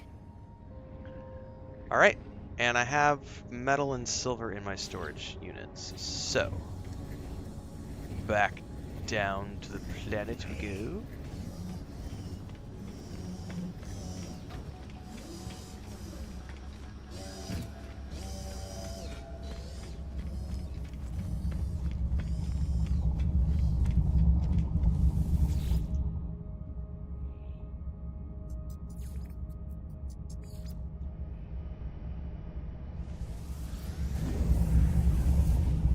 Yes, Lucas, don't scratch the back of my chair, buddy. You guys have bad habits of doing that. The grow time is 4 hours or so. Yeah, Beeble was telling me that you could just log out and come back, and it should be there if you log out and come back. It skips the 4 hours. I don't know if that's... I think that's what he said yesterday. That was yesterday that he said that.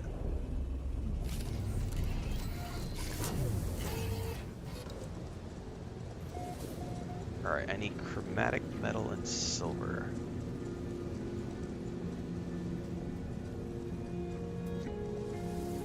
Let's see. One of these is silver. It's platinum. Here it is. There's my silver.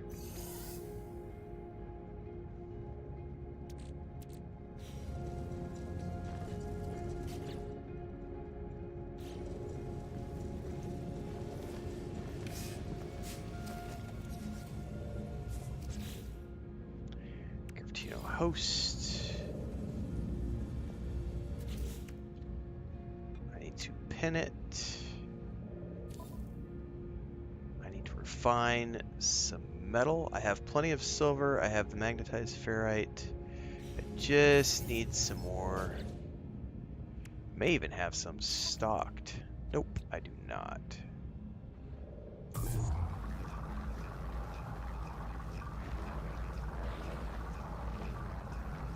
I'm just gonna process all the copper. I don't think I need raw copper for anything.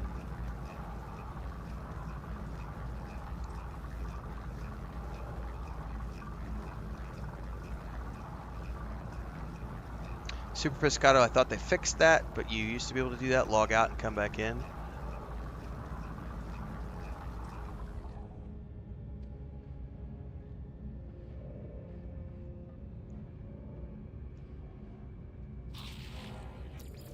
Someone says I need to unplant.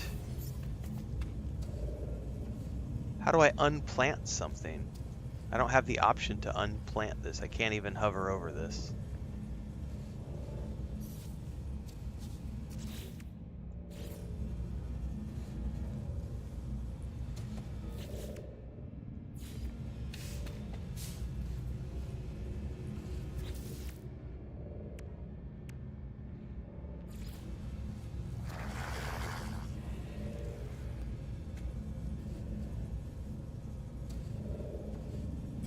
Cannot plant outdoors, invalid biome. I'm not outdoors.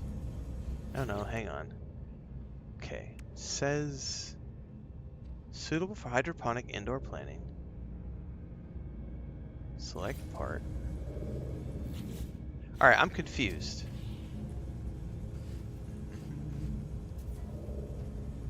I gotta go to the build menu to delete it.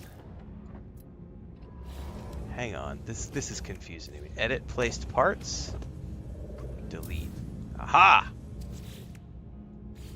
Gotcha. Thank you guys.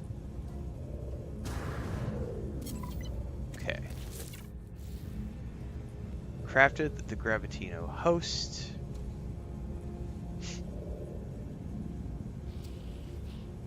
Unplanting equals remove. Beboom says unplanting equals remove in build mode. Okay, gotcha, guys.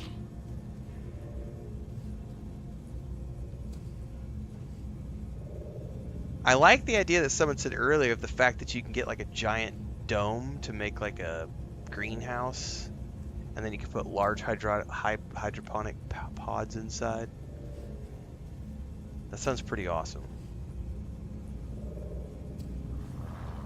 Okay, so that's going to take a while to grow, so we're kind of just stuck waiting on that.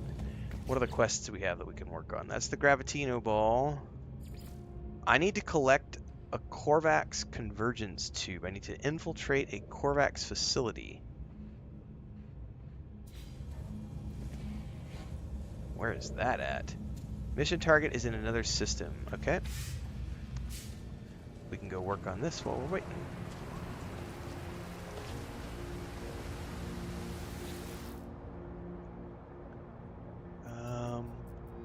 Other space station. See if I've been to one of the space stations. Hey, hey, hey, don't do that, kitty cats. Don't do that.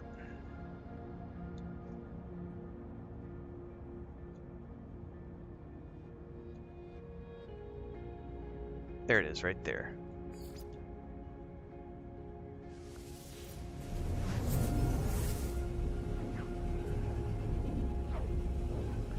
Matt Quizzle says the biodome's where it's at. You can plant all the farmer's plants in one dome.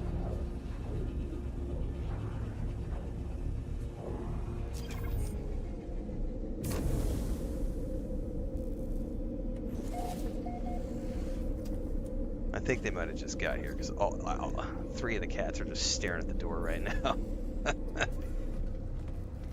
We hear things. And it collects everything with one terminal. Nice.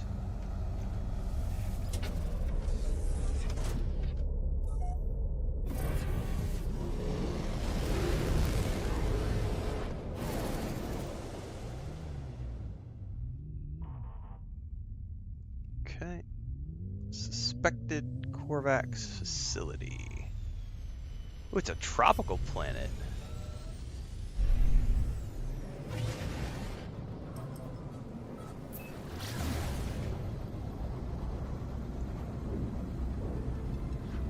Wanted to say shout out to everybody who's been following along in both places.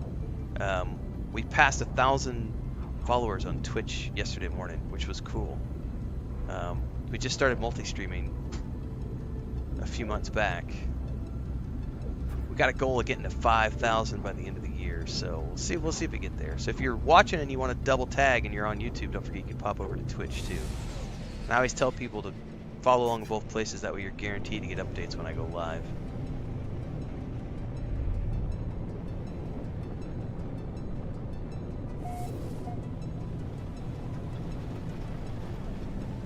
I love the sound effects on the canopy when you come on down. Thanks, bud. Thanks, Metro. Yeah, it's been a nice. Twitch definitely has a different growth rate. It's also weird because I've done YouTube for so long, not just with this, with clients and other stuff over the years. I think I've been using YouTube since 2010. Whereas Twitch, I just started using, October of this past year. You are home? What's up? Oh, it's because she heard you guys come in. Oh, there goes Frodo. He's like, Mommy's home, Mommy. Is nobody else coming in? Oh, I thought you said they were coming in. Well, then you can take Lucas out because he's under the bed. He's being a monster. ¿Ah? No estaban en modo de dormir. Estaban aquí. No, él está durmiendo aquí. Oh shit. Hang on. Something just happened to my ship. I don't know what that was. Hang on, let me recharge really quick. I'm sidetracked and I almost blew up my ship. Hang on, what just happened, guys? I was not paying attention because I was talking to my wife. I thought we were landing. Did we hit like the edge of that platform or something while we were landing? We must have. Sorry. My wife was coming in and I got sidetracked. Plants considered to be in greenness can be stored in nutrient processor if you need the extra storage space. Copy that. Oh, I just coasted into it. It's because she opened the door and I thought her sisters were coming in with her and they just dropped her off. So I like went because she sent me a message like, get all the cats in the office. And then she just walked in. It was like nobody came in, so I gathered all the cats in the office for nothing. And Spiegel's asleep, but Pippin and Frodo just like ran out. They were like, "Mommy's home." Frodo's mom, Mommy's baby. Anyway, the Twitch thing. Someone said it's got weird discoverability. Well, there's also a snowball effect, a domino effect of any of these platforms. So like, YouTube goes in waves. Like my first year on YouTube, it was a long year to go from like 0 to, I think the first year I didn't share anything. I wasn't trying to be public with anything. It was just a place I was stashing some, like, I was playing King's Quest.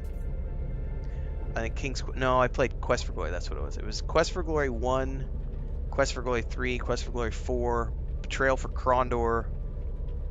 I did some really old school point and click games, and I would just put up the sessions there. And it got like 80 followers over the course of a year. Then the second year, I actively started to produce like I was doing like Baldur's Gate 1, Baldur's Gate 2, Icewind Dale 1, Icewind Dale 2, and then that slowly got up to like 700 followers. And then I started covering when the Rings of Power Super Bowl trailer went live. I covered that, and I had my first really big. And in between there, I had played like Assassin's Creed Valhalla, Cyberpunk, Anthem, some other stuff. But I was still doing full-time game dev running the MMORPG studio, so I wasn't focused on my own channel.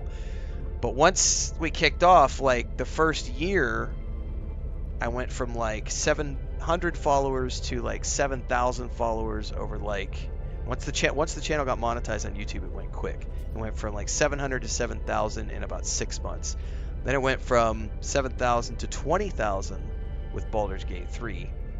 And then this year we've gone from, we were at like 21,000 or something at the beginning of the year, and now we're at like close to 33,000 or something. Whereas Twitch, it's been just slow and steady, it's been like because it's my first year on Twitch, it feels like my first year on YouTube when I was only putting stuff up. And you know, you got like 80 followers in a whole year. Twitch has definitely been a lot slower, but we'll see how it pans out long term. I mean, it was cool for Twitch to do that, to allow people to multi-stream, but there are some restrictions because I can't. Somebody asked this yesterday. They were asking why I don't show the chat on stream, and that's because Twitch has. They're very strict if you're going to use them for multi-streaming. You're not allowed to show anything on the screen that takes the user away from the Twitch experience. So I can't show YouTube chat on the screen because Twitch gets upset about that. I can't show on-screen notifications for anything like, you could do like if people are following the channel, then you have like the on-screen notification, so-and-so just followed. That because there's different follows. One is a follow for Twitch, one is a follow for YouTube. You can't show the YouTube follows on the Twitch stream. You can't show, like, if someone donates money to the stream on, whether it's, like, if they do it on Twitch, it's what, bits and cheers, I think, and then subscriptions. And then if they do it on YouTube, it's super chats or memberships. I'm not allowed to show the YouTube stuff on screen because I'm streaming to Twitch at the same time. So I do have to very much be conscious of that because I'm multi-streaming. But those limitations aside, there's no downside to multi-streaming at the moment. I think the downside would be more like if I really wanted to lean into some of the features that Twitch has for the live streaming component, because you can plug in like mini games and all these different little mods and things for Twitch, which can make the stream a little bit more engaging for people in between the other stuff that's going on. But I also feel like some of those things, to me personally, it's like that feels a little gimmicky. I don't need to use sound effects and on-screen. I mean, I'm just gonna chat. Like, that's what I do, is I just shoot the shit and hang out. So, but Twitch is very much, it's a lot slower. But that's just the nature of it. You know, I'm a much smaller, you know, I only have like 1,000+ followers there, whereas I have a whole lot more on YouTube. So we'll see where it goes. I'd like to see if I can get it to 30,000 by the end of the year, or to 5,000 by the end of the year over on Twitch. I don't know if that's attainable, achievable or not, but we're gonna try it and see. It's gonna be very interesting to see what the next 6 months are like, because we have a bunch of high-profile releases. Lucas, come here. Do you want to go out? Come here, buddy. Come here. I'm gonna go open the door. Come on. Go out with mommy. Oh, he just ran and hid under the bed again. We have so many high-profile releases. I'm hoping that we'll be able to toggle some pretty good growth. Jurassic Park super chatted $2, said I'm watching your old VODs, but I wanted to say hello. Thank you so much.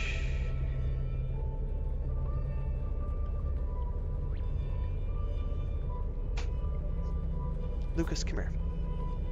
You're being a big baby. Come here.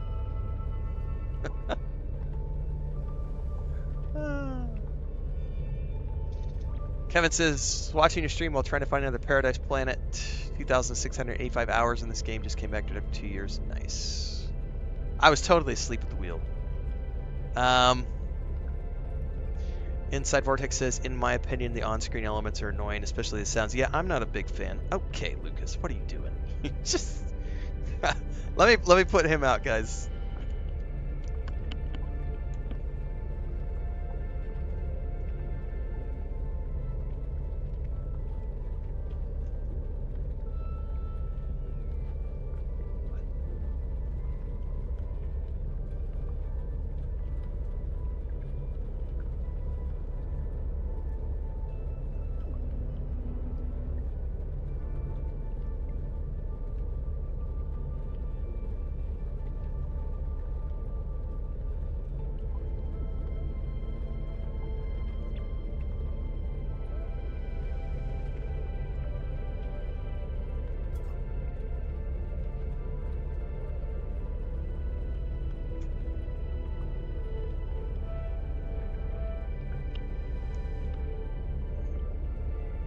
I have to be super hyper vigilant about Lucas, because like I said, these headsets are like $150 a pop, and he's killed 2 of them.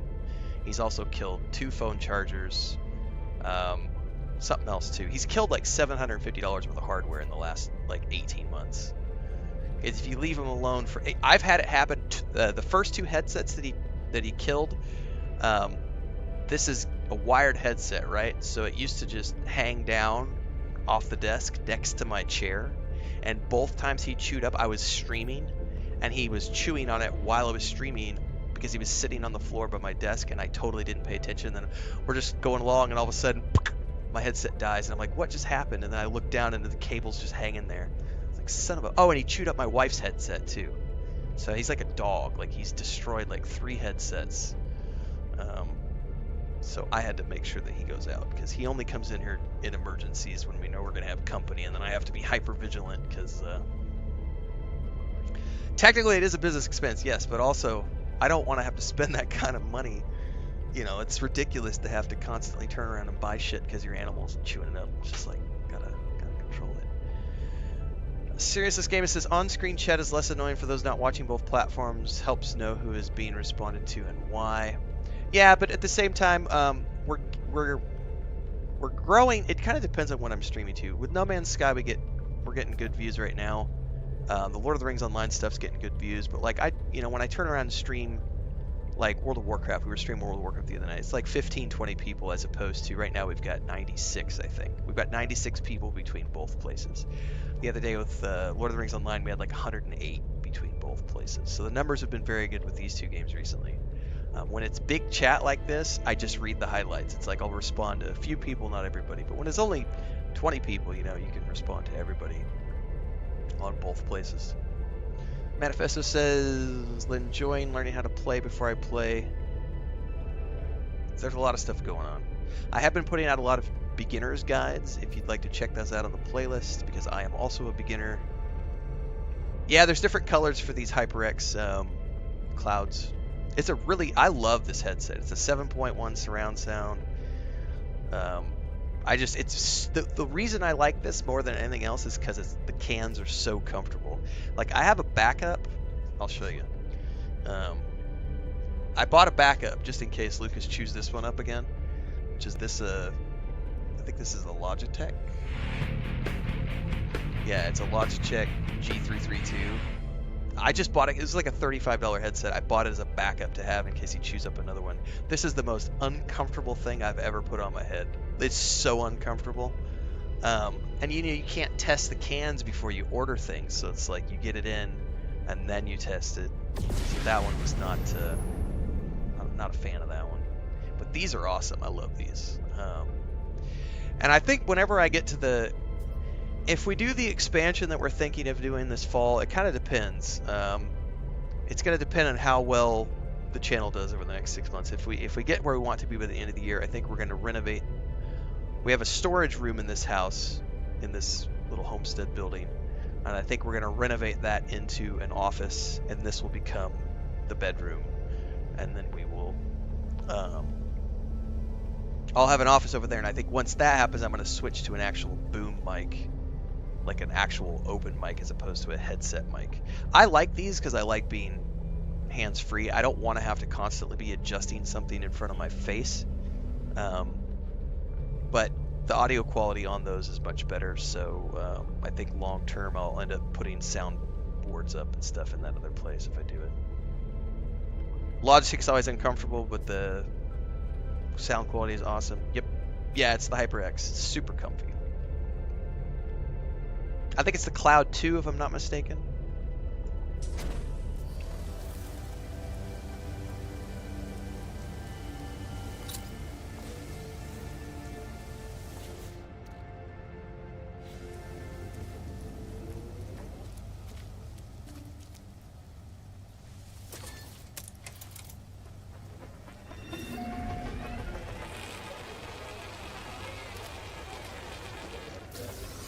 Alright, we were searching for something on this planet. I got sidetracked.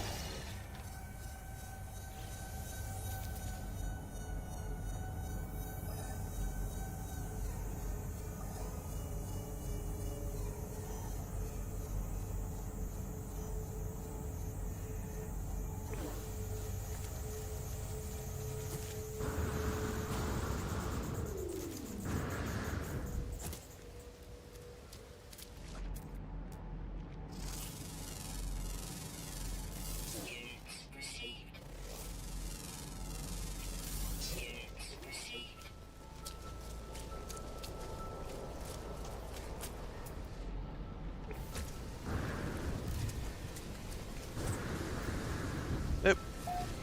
That's be stupid not to go grab this. It's right there.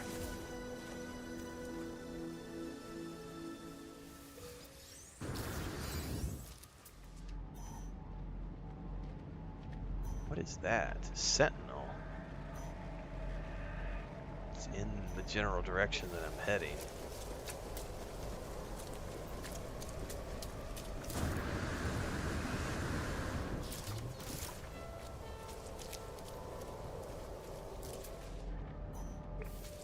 Does it point me to that base?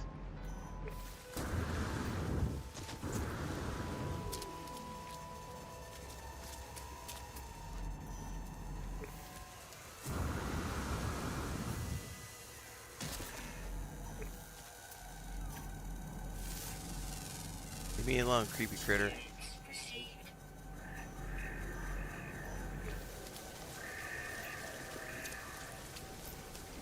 Yeah. I do have a freighter, yep. I haven't used it yet. I haven't done the quest for it or anything. I'll probably start working on that after I do the expedition, probably.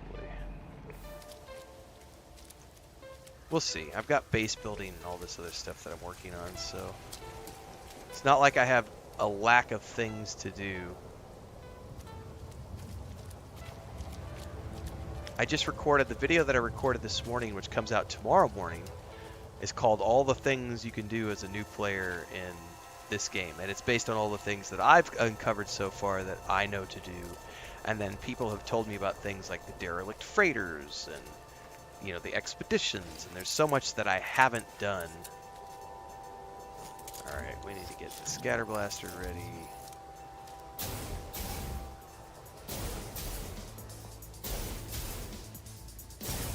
Go hide! Quick! Hide! Unless they're coming in here after me. Oh, I'm not going to be able to hide from these ones. Ah, shit on me!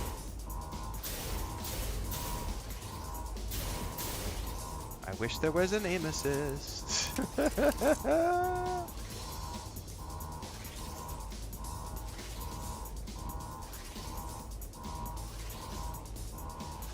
Oh, I'm always underprepared to fight sentinels. I hide underground and let them pass, usually. 4, 3, 2, 1. Deactivated. Alright, however, there's 2 sentinel ships in orbit, I think.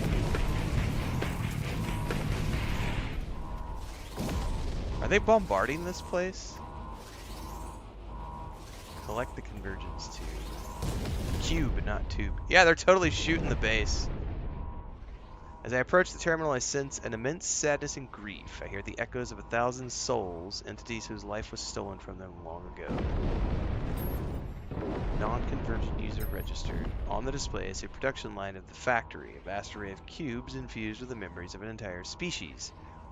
They appear to be caught within an endless cycle of trauma, unable to do anything but repeat their tragedy. The terminal identifies these items as convergence cubes. I want to take one, right? I succeed, but I cannot help feeling like I've committed a terrible crime.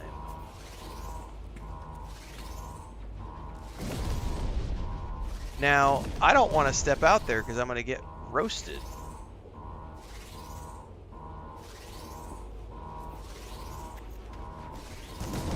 It says Planetary Pirate Raid. Manufacturing facilities under attack by pirates. Return to your ship to join the defense. However, if I step out of here, I'm going to get like one-shotted, aren't I? Because they're totally firing on this location.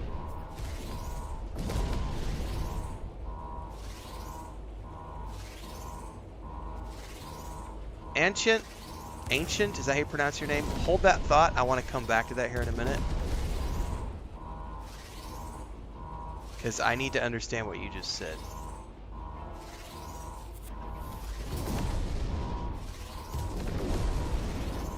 Okay.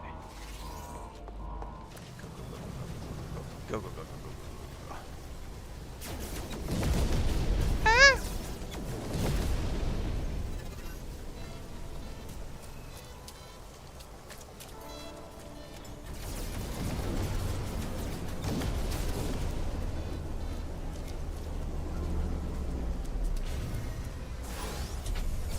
Go, go, go, go, go!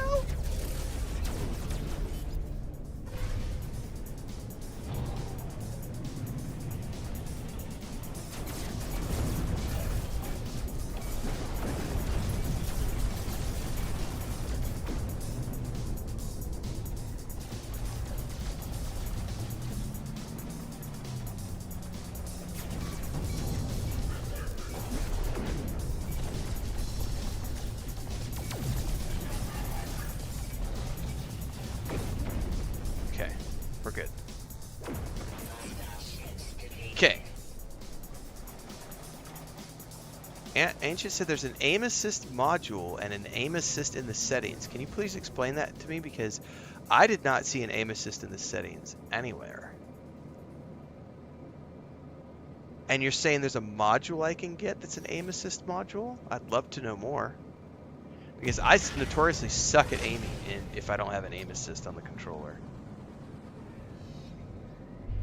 And I lament that fact because it's like I would love to get like a pulse rifle or something instead of the shotgun, but I suck at trying to do precision aiming, so I've chosen the scatter shot because I don't have to aim that much.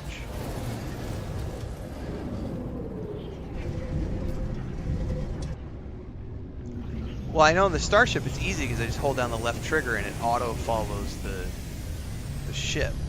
But for ground combat, what I've done in the past is I dig a tunnel. Someone gave me that tip. They were like, dig a tunnel, build like an L-shaped tunnel. Just go straight down, hang a left or hang a right, and then park at the end, peek your head around the corner, pull a sentinel down the tunnel, and just shoot it while it's coming down the tunnel. And that way they don't have anywhere to duck to because they're in the tunnel with you. And that worked really well. I took out like a group of 9 of them one time. Combat scope for the multi-tool in the anomaly turns your L2 into... Wait, hang on. You guys are saying different things.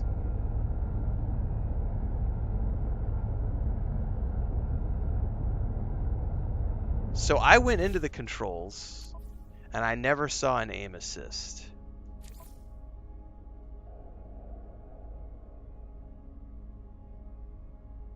I don't see any aim assist here at all.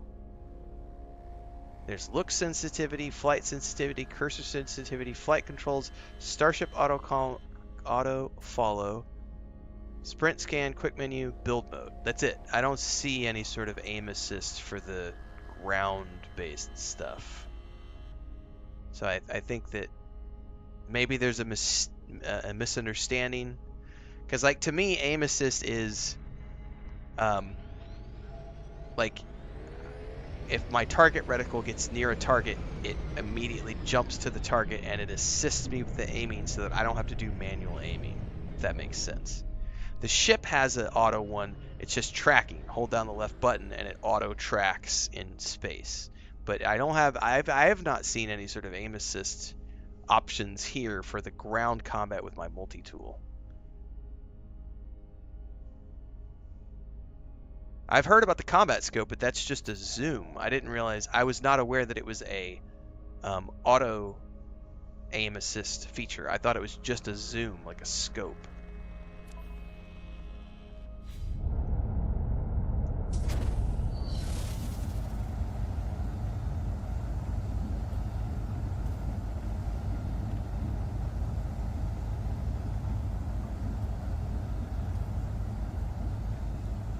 There's all sorts of conflicting stuff going off in chat right now. This is great.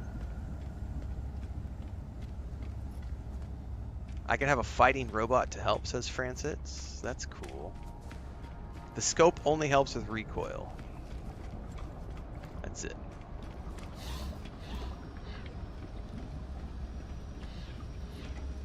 Yeah, so like my first playthrough with Starfield, they didn't have aim assist on the Xbox, and I did not like the gun combat. When they added the aim assist on May 15th, the big update they did in Starfield, that's when I started my second playthrough, because they added the survival options and the aim assist. Holy shit, gunplay on the Xbox in Starfield is fucking lit with aim assist. Because I actually feel like I'm not having to try to manually track things down. I love aim assist options.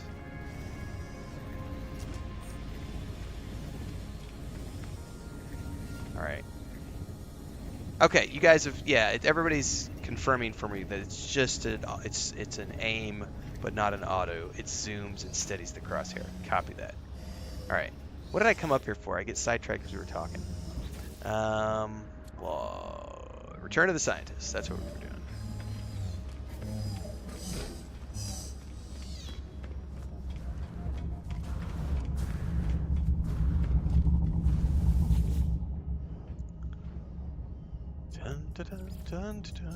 I just want to get to the end of this so that I can make the exo crafts, because I was told I get a couple of exo craft recipes.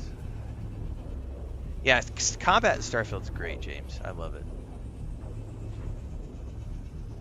Francis says, I'm on the Switch often, and I kill mostly with the robot doing the job. Well, I'd love to get I would love to get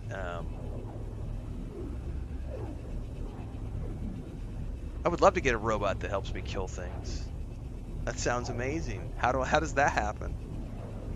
I'm sure it's a long-term thing. I can't get sidetracked. We're not getting sidetracked today. We're working on Overseer quests, damn it.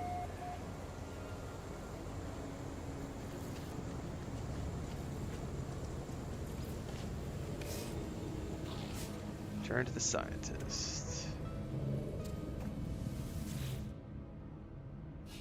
I fear something unusual is happening. Is this facility shielded so that signals aren't able to escape? Oh, once again becoming aware of their isolation. Here's the convergence cube. I insert the cube. The Corvax is temporarily startled, but soon their lights begin to flash in a familiar pattern. ¿Qué pasa? Okay. Plan appears to have worked. Francis says it's a quest. The Minotaur. The big robot from the expedition that you get says laws. Super Pescado says if you do the expedition, you'll get the robot. Okay, cool. Yeah, we're gonna do the expedition tomorrow. Sounds to me, and more, it sounds like I need to just do the expedition on this save, on my main save. Alright, I did leave the book. I ran a proper code base. Accept the blueprints.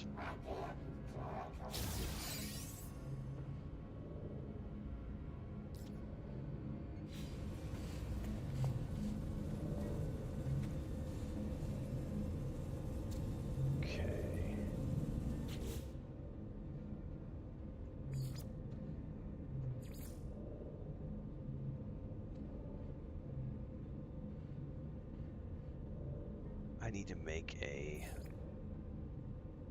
frostwort.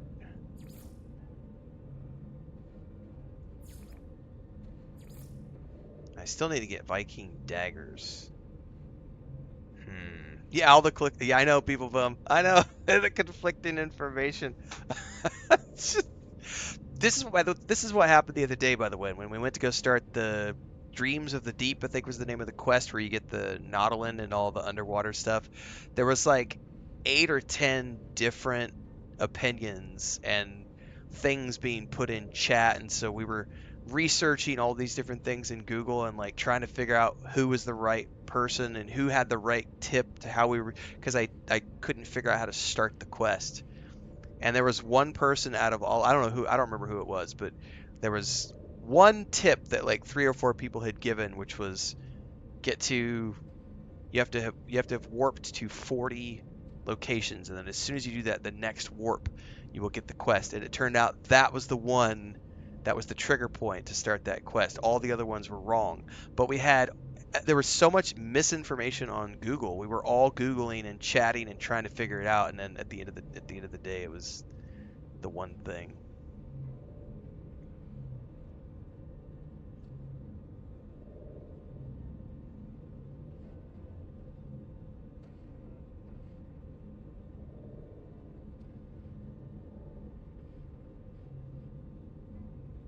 Yeah, that's what I understood, Crimson. It all gets transferred over.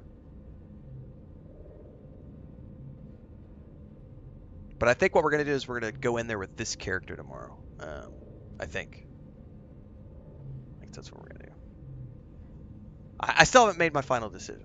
We'll decide tomorrow.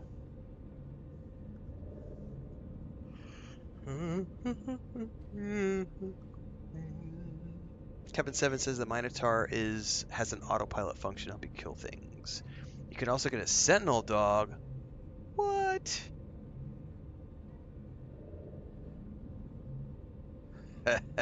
Dude, self-doubt's the worst. It's like, wait, I thought I knew how to do this, and someone's telling me it's different? Crap. Alright, well, I feel like, I don't know if I just need to get the Gravitino ball, but I also need to do this. I need to grow and harvest a frostwort. So I should probably build another hydroponics bay. Oops. To build a frostwort. Oh, missing some metal plating. Well, guess what? I went and bought a whole bunch of those today.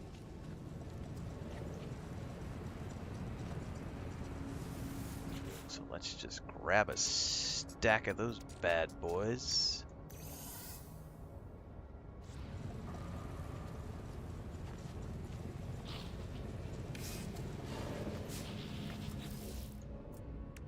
Ah, wish the D-pad wouldn't do that to me. No! Wrong thing. Place it. I'm gonna have to also run power to it.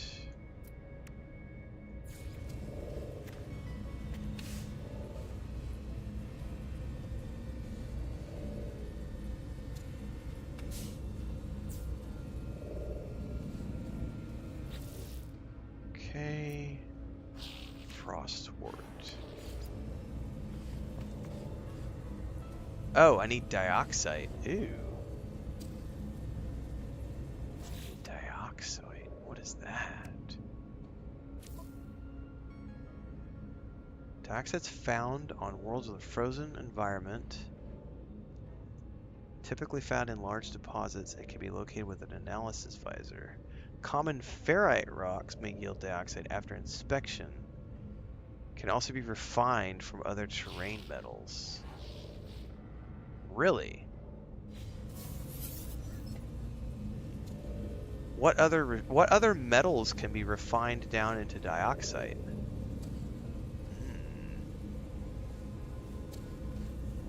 Otherwise, we can go back to that. We've got 2 frozen planets in this system, so we just need to go back and find some dioxide. Okay, so we would go to the catalog. Is it a mining element? It's mined like copper, says Hemulator. Perfect. So that's gonna be dioxide. There we go. Locate substance. Dioxide-rich planet detected. Launch into space, because we have 2 planets in our system, which will provide us with icy stuff.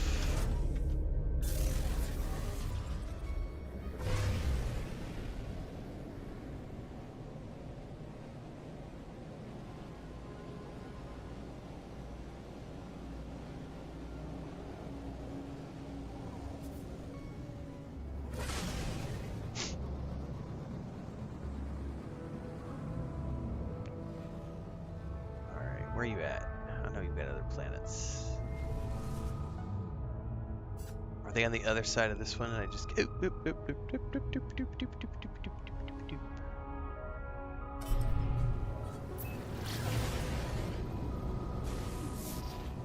Yep, got dioxide right here.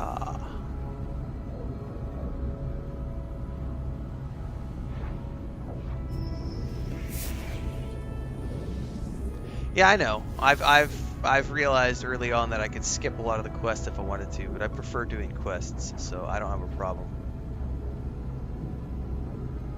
Definitely for secondary characters, go and just buy everything on the anomaly for sure.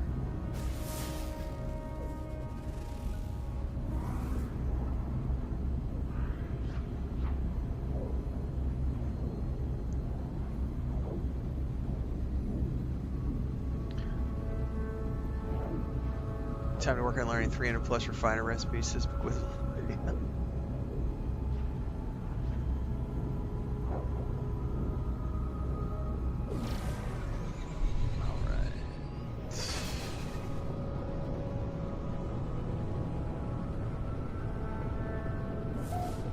Time to set her down.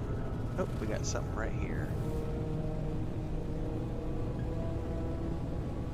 Is this something with a landing pad?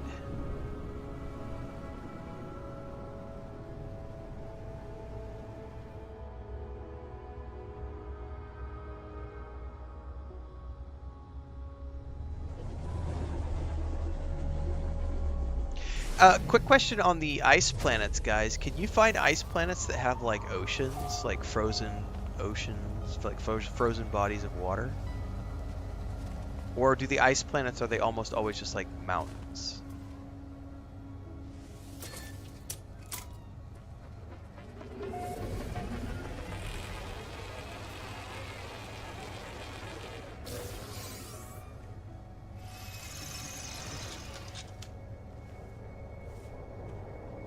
They have oceans, but basically no surface ice. So it's still... So it's still an ocean, it's just a really cold ocean. It's just not cold enough to have frozen.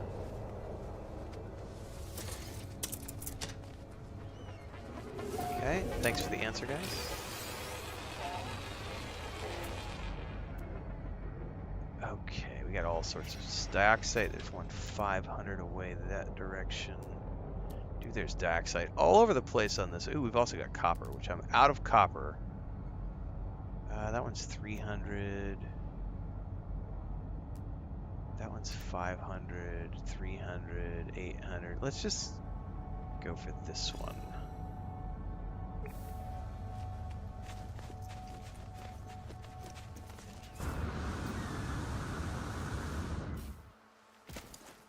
$2 super chat from Happy says, do a backflip? I wish I could. I cannot do backflips. Water is suspiciously not frozen. Stravinson says, I have found open water on frozen planets. Super Pescado says, not all liquids are water. It could be methane ocean. That's a good point. Dude, you know what? Watching, like, isn't it methane? The methane fire? Is that the one that's invisible? Maybe it's not methane. I've seen, like, there's some video footage out there on the internet of, like, this gas that burns invisibly, and the guys are, like, on fire from it, and it's horrific. That's one of the things that terrifies me most about space.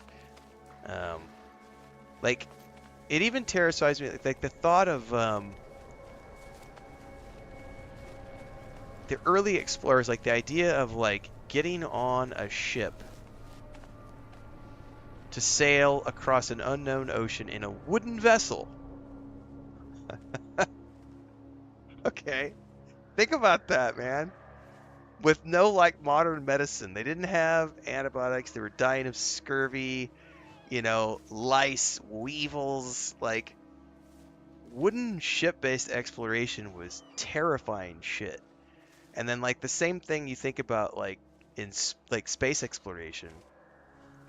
Um, dude, ethanol flames, dude. Emulator farts are methane. I've seen those burn. I remind when I was a kid. Yeah, I totally.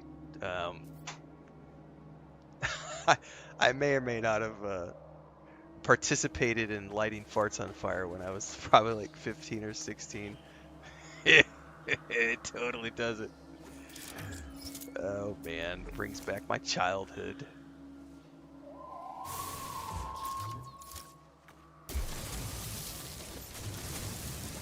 Science, bitches.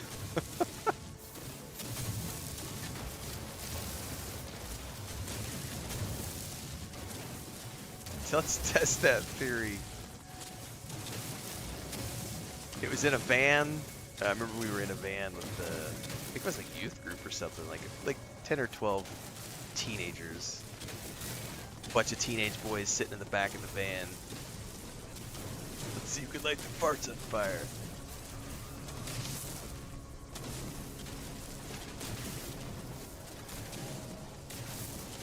Thankfully, I've wisened up a little bit since then. Not a lot, just a little.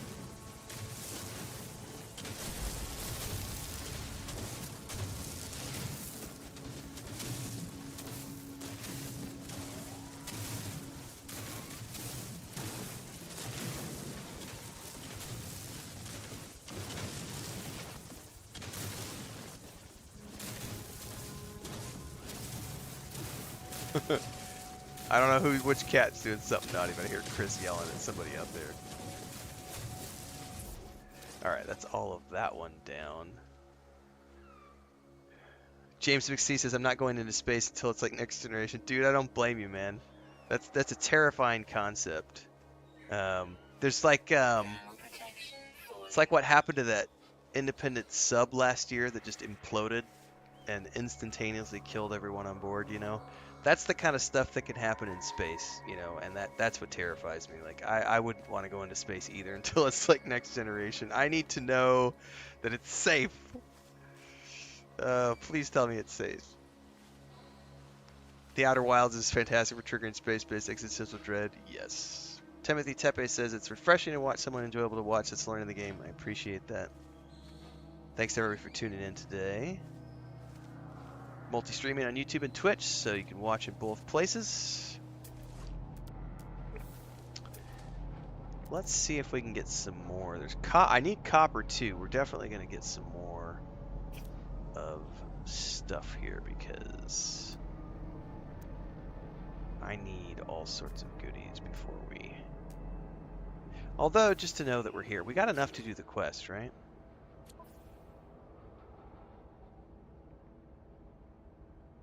I forget how many we needed. We better do one more node just to double check that we've got enough dioxide. 800, 500, 500, 450. Let's just do that one. Inside Vortex says, I'm terrified of the open ocean even with today's tech and I live on the coast. So flying for me is one where I used to travel by work, and the more you travel, the more you fly, it does desensitize you to like turbulence and stuff. But I'm terrified of heights. I love flying, but I'm terrified of heights. I also am terrified of deep water. I had some bad experiences when I was a kid, and so flying over the ocean is never. I do not enjoy it. Like, I have to just do everything in my power to like switch off my brain, which usually involves, you know, a couple whiskeys and I'm good to go. Not a fan.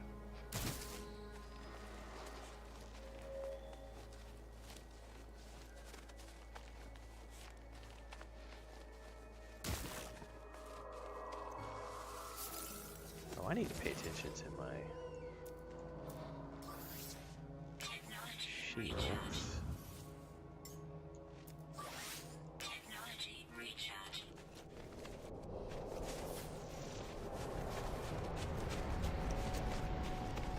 I've heard good things about Subnautica. Multiple people have come on my videos and said that if I like this, I would like if I like the underwater stuff here, I would love Subnautica.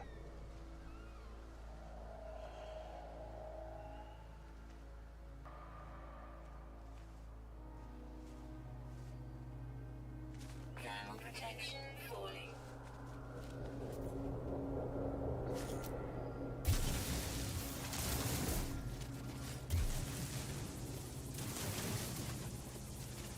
It's a much bigger node.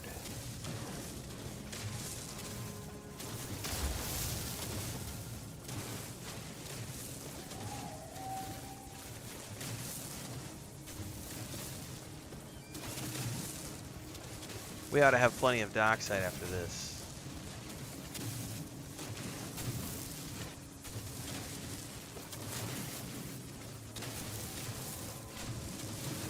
Just think way back in prehistory, says Blitnock. Some person was the first one to light their farts on fire. How about, you know, who was the first person to figure out which mushrooms were safe and which ones were deadly? Like, there's some scary stuff that was related to people being first. Oh, that's some sort of convection unit. Okay. Technology recharge.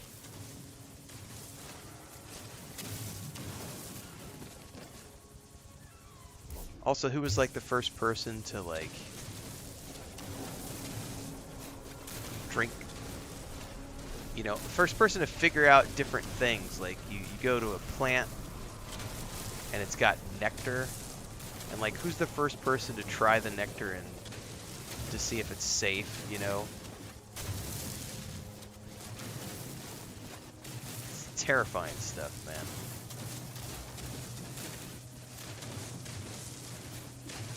So like I grew up on a dairy farm, and we used to drink raw milk like straight out of the bulk tank. The bulk tank is where basically you have at least I don't know what it's like these days, but when I was a kid, my parents had a dairy farm. We sold grade A milk, which is the highest quality grade of milk you can sell, and it's what goes into pasteurized milk for drinking. Grades B, C, D, so on and so forth. Those are used for like cheeses, cottage cheese, sour cream, stuff like that, because they're lesser quality. So we would drink it straight out of the tank, and the tank was just refrigerated. That was it. But it would come out of the cow, go through a paper filter, and then we would drink it out of there. And this was years ago. Now, obviously, when you're cleaning the cow's udder, you're cleaning the tits and everything else, you're using disinfectant, you're using all these things to clean the shit and piss and all the other gunk off there. But there's also, you know, live bacteria and stuff. And no one ever told me any of that stuff. And it wasn't until I got to be an adult that I found out about, like, the dangers of drinking raw milk. I mean, obviously there are aspects of it that are good for you, but there's also the risk of, like, hysteria and all these creepy, horrible diseases. Not diseases, sorry. Illnesses that you can get from the bacteria from drinking raw milk. And it's like, who was the first person, like, back in the day to determine that this milk is okay to drink and this milk has gone off? Like, this is the milk that will kill you if you drink it. Like, who figured that out? Like, modern science is amazing. Like, if you think about stuff like that, it's pretty intense. First person who found fire, you know.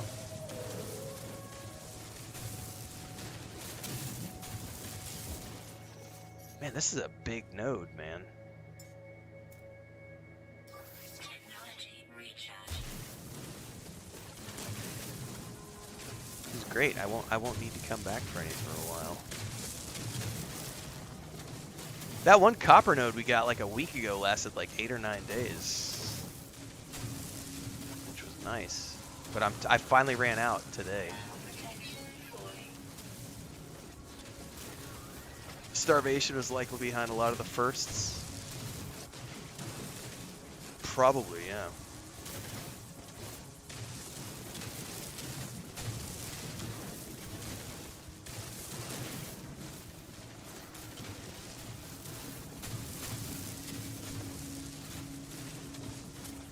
Ask Mikey, he'll eat anything. Yeah, the gameplay loop's the same as Minecraft. It's just the graphics, you know, it's got a lot more fidelity in what it's doing. Technology recharge.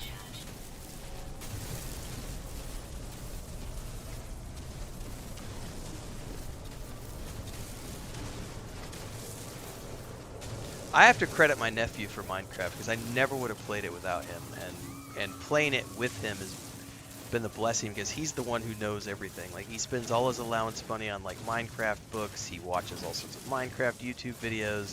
It's like my brother and I will be playing with him and we'll be like, how do you do this? And you know, 20 minutes later he's given us a TED Talk lecture on how to do this thing in Minecraft. It's great. And he's like 8 years old. We haven't played in about 6 or 8 weeks because they were moving and stuff. But I've got a few TikTok shorts of him. I would ask him a random question and he just goes off for like 45 seconds about whatever it is, and you're just sitting there nodding your head, going, "This is TikTok gold right here, man." The 8-year-old super nerd who knows everything about Minecraft.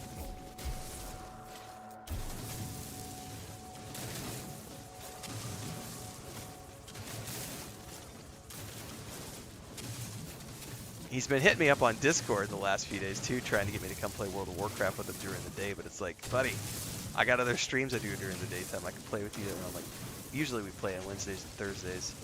We play Minecraft on Friday nights usually. Right now we're working our way through the Dungeons and Dragons Minecraft DLC, which is really well done. I think we're up to episode 15 or 16 in that playthrough series, if I'm not mistaken. But we put everything on pause because they had to move, so. And then I've been playing Grounded with my wife, with my brother-in-law and his wife. My brother-in-law and his wife, sorry. My brother and his wife, my sister-in-law. Grounded's a lot of fun, for those of you who haven't tried it. It's, you know, same gameplay loop, but giant spiders, which are terrifying.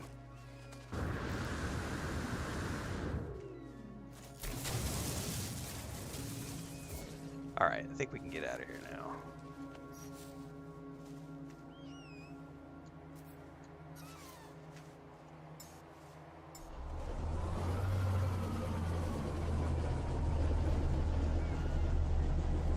James says I pasteurize milk for ice cream. Timothy says I grew up on raw milk too.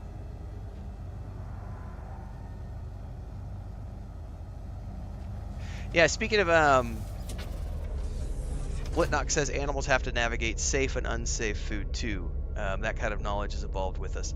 So we were just talking about this. My wife and I were talking about this, I think last night or the day before. So we were talking about when was the last time one of our cats, because our cats are all about, they're a little over 2 years old. But we were like the first year, all of them were coming home because they were mostly outdoor cats, but they were constantly like once a week, one or two of them would be coming home vomiting something up. And it's because they're out there trying things. They're like, what is this? I'm going to eat this. Oh shit, that makes me throw up. I'm not going to eat that again. Assuming they survive, right? Because there are some things they'll eat. And thankfully they haven't done that in a while because they, after a year and a half of them going out and putting all the things in their mouth to try out what they were, they finally gave that up and only eat chicken and cat food. And lizards. They eat a lot of lizards where we live. Lizards and iguanas. First person to see an egg come out of a chicken's ass and thought, that'll make a tasty treat. For real, dude. Larry B says, how's it going? So you found a planet to build your base on? Yeah, it's the first base. I'm gonna, Beeblebum inspired me to, I want to go find an ice planet at some point once I finish up with that base. I love the idea of finding an oceanic ice planet to do something on now, but that's, I'm not going to allow myself to get too sidetracked because we've got World of Warcraft's kicking off soon. We've got the War Within coming, we got Star Wars Outlaws coming, Space Marine 2, Indiana Jones. I can't wait for Gamescom, guys. Gamescom is what, a week away? 10 days away, something like that. 2 weeks away. I can't remember. It's like the 20th or something. I have to go look at the dates. We're going to get a bunch of release dates for things like Dragon Age the Veilguard, Shattered Space DLC. Oh, vehicles. Supposedly Land Rovers are coming to Starfield this month at a free patch. As soon as they do, I'll definitely be patching up and jumping in to check those out, because I never explored planets in Starfield because I didn't want to run around with a jetpack, but now that they've added the Land Rovers, I'm totally going to go in. And I still need to do outpost building in that game. I've done 2 playthroughs, but I've never done the outpost building because I just like the story and the gunplay and the ship combat and everything else. But I would love to do the, I can't wait to see the Land Rovers. The screenshots that are going around Twitter right now and the video clips, they look really freaking good.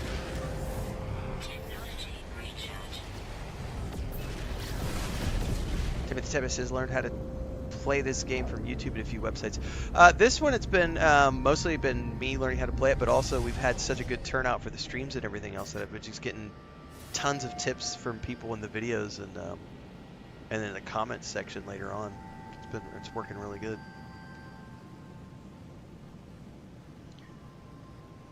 Register says it's interesting to see how much the game loop evolves over the course of a playthrough. Once you have money rolling and have a lot of upgrades, you hardly ever need to spend money. So speaking of which, this morning I went and spent 150 million on buying like 6 inventory slots for my ship, and like I spent like 15 million buying resources from the merchant on the space station. I was like, oh, you have 120 metal plates and all this cobalt and ionized cobalt, and I'm gonna buy all of it because that saves me so much time because I have a bunch of money right now.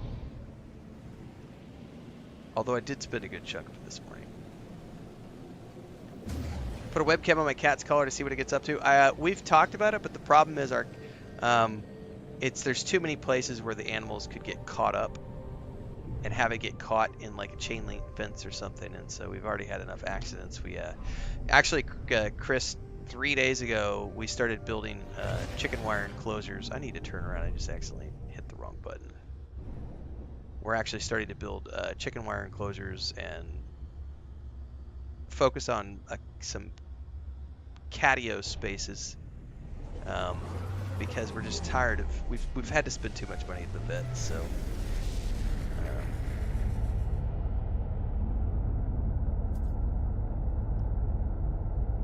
Larry B says, do you think Star Wars Outlaws will be PS4? No, it's only going to be next gen. It's going to be next gen only.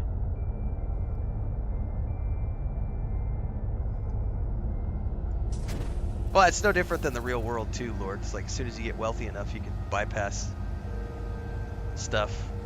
Convenience is a real factor, man. Also, getting old is another factor. I don't know if I talked about this the other day or not, but we were discussing it with somebody. Um, Chris and I have always, we like to walk. We walk everywhere. We don't have a vehicle. We don't need one. I haven't had a vehicle since 2007 was the last time I owned a vehicle. So we just walk everywhere, and I live in places where public transportation exists. However, like the nearest grocery store is about a 20-minute walk. And then we've always just, for the last, 2.5 years we've been here, we just walk to the grocery store and then we take our backpacks, we load up, and we come back. If it's really heavy, we'll get a taxi, come back in a taxi. And we were going the other day, and Chris literally said, we're bringing a taxi back. And I was like, well, we're only getting these things. She says, I don't care. My shoulders hurt. I don't want to walk home. And I was like, we're totally getting old enough now where it's like, yeah, I don't want to walk home with, 10 kilos of stuff in a backpack. Let's just take a taxi home. Just pay for convenience, man.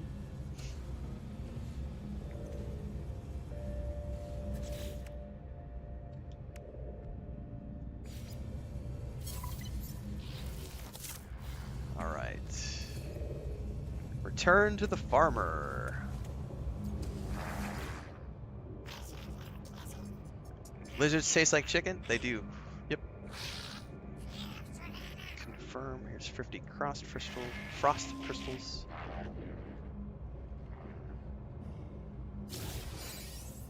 I've now learned how to make a solar vine.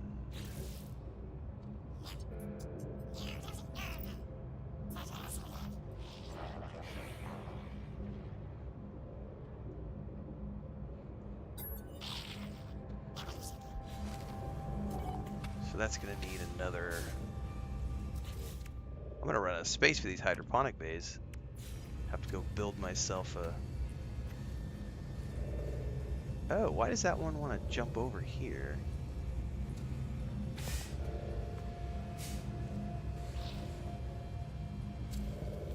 Is it not going to snap? Oh, hang on.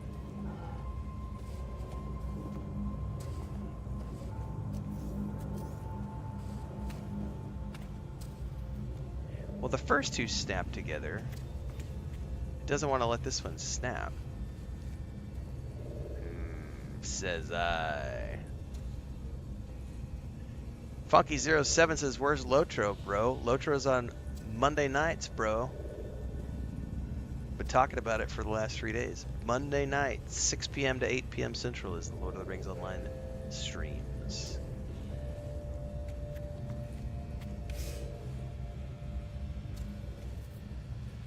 Rotate this. You can only go one of two ways. How about over here?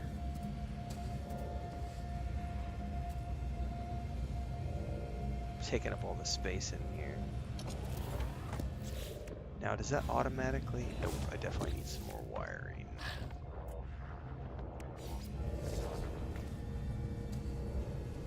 Man, hiding the wire is such a cool thing.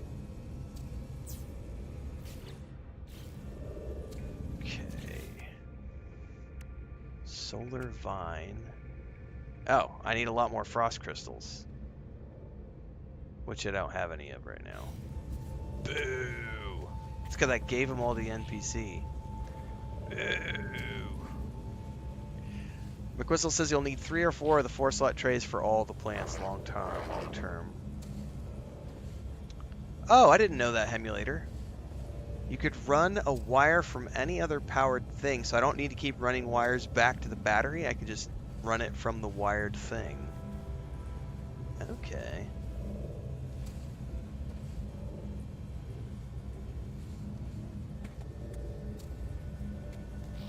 Well, that's good to know. Alright, what other quests do we have for the moment? Some of these we're waiting on. We're waiting on that to get the Gravitino balls. I need to collect Viking daggers from the Viking traders at outposts.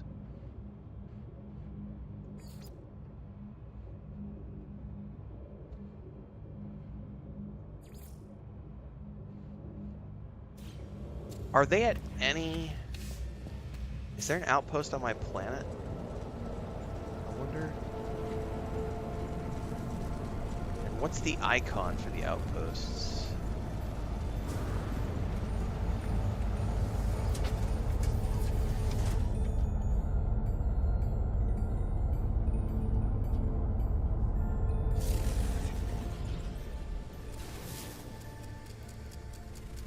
Like, what is that? I have, like, a star icon.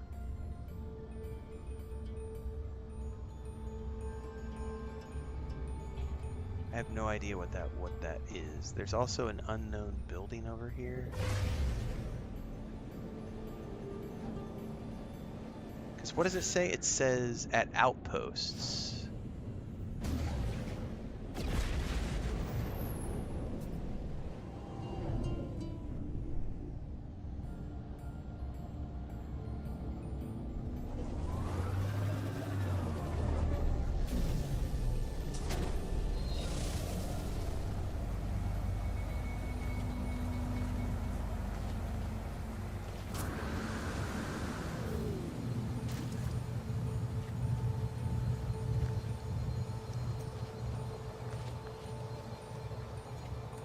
Oh, that's not it. That's one of these ones that'll prompt.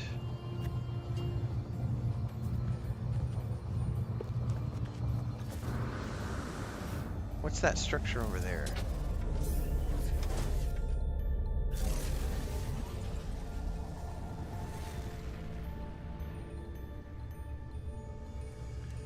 I probably do. I probably just don't have it on me. I think it's in my storage container. It might be on me. But isn't this one right here? Isn't this a outpost maybe? I don't know what this is. About to find out.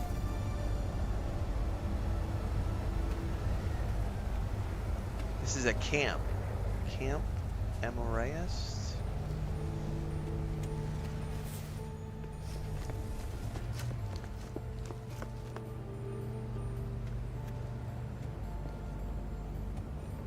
That is a big ass something.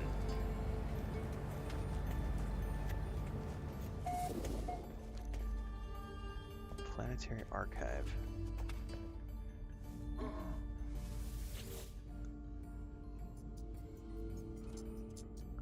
Okay, so I need to have everybody's saying this is a colossal archive, okay. And then everyone's saying I need an economy scanner to find a trading outpost, okay. So I won't find the daggers here is what we're getting at. What blueprints do you have? Nothing.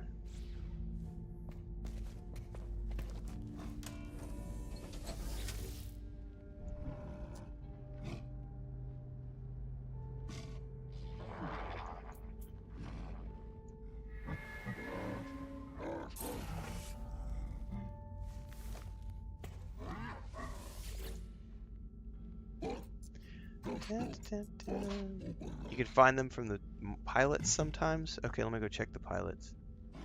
I'm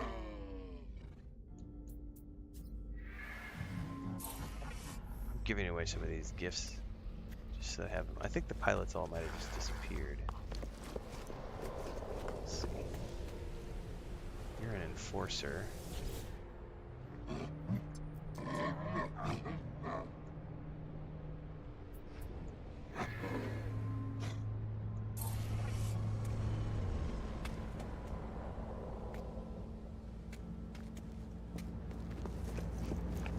Big, blocky, ugly thing.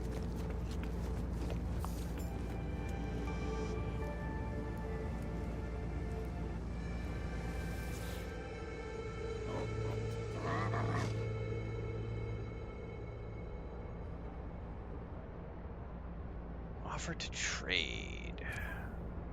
He has, yep, he has them. Well, we're gonna buy 2 of them, which I need for the quest. Product received. Thank you very much.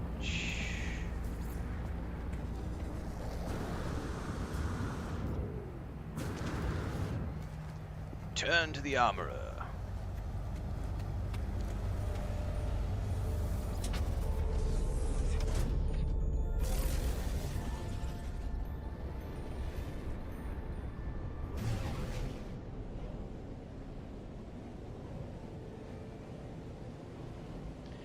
Those buildings are a mix of minor outposts, trading post, and space station.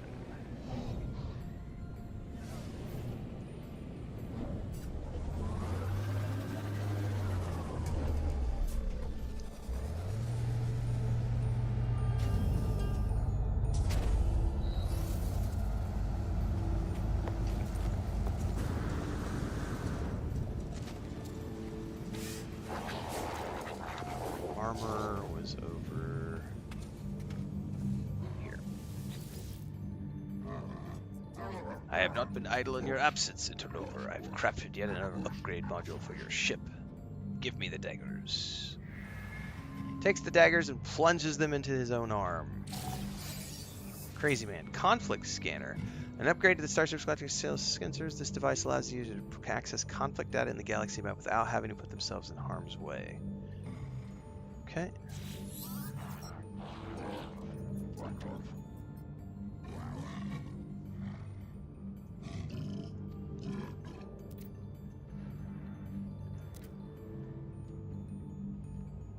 He wants me to go defeat Sentinel forces.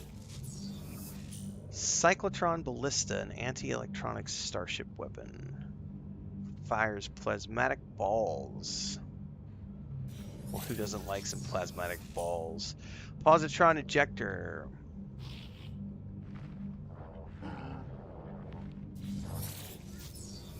Infra knife accelerator. All sorts of new weapons for the ship.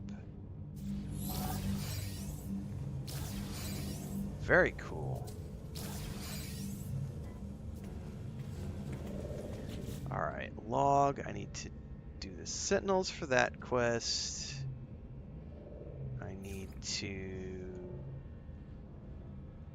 get Gravitino balls for the Overseer. Alright, cool.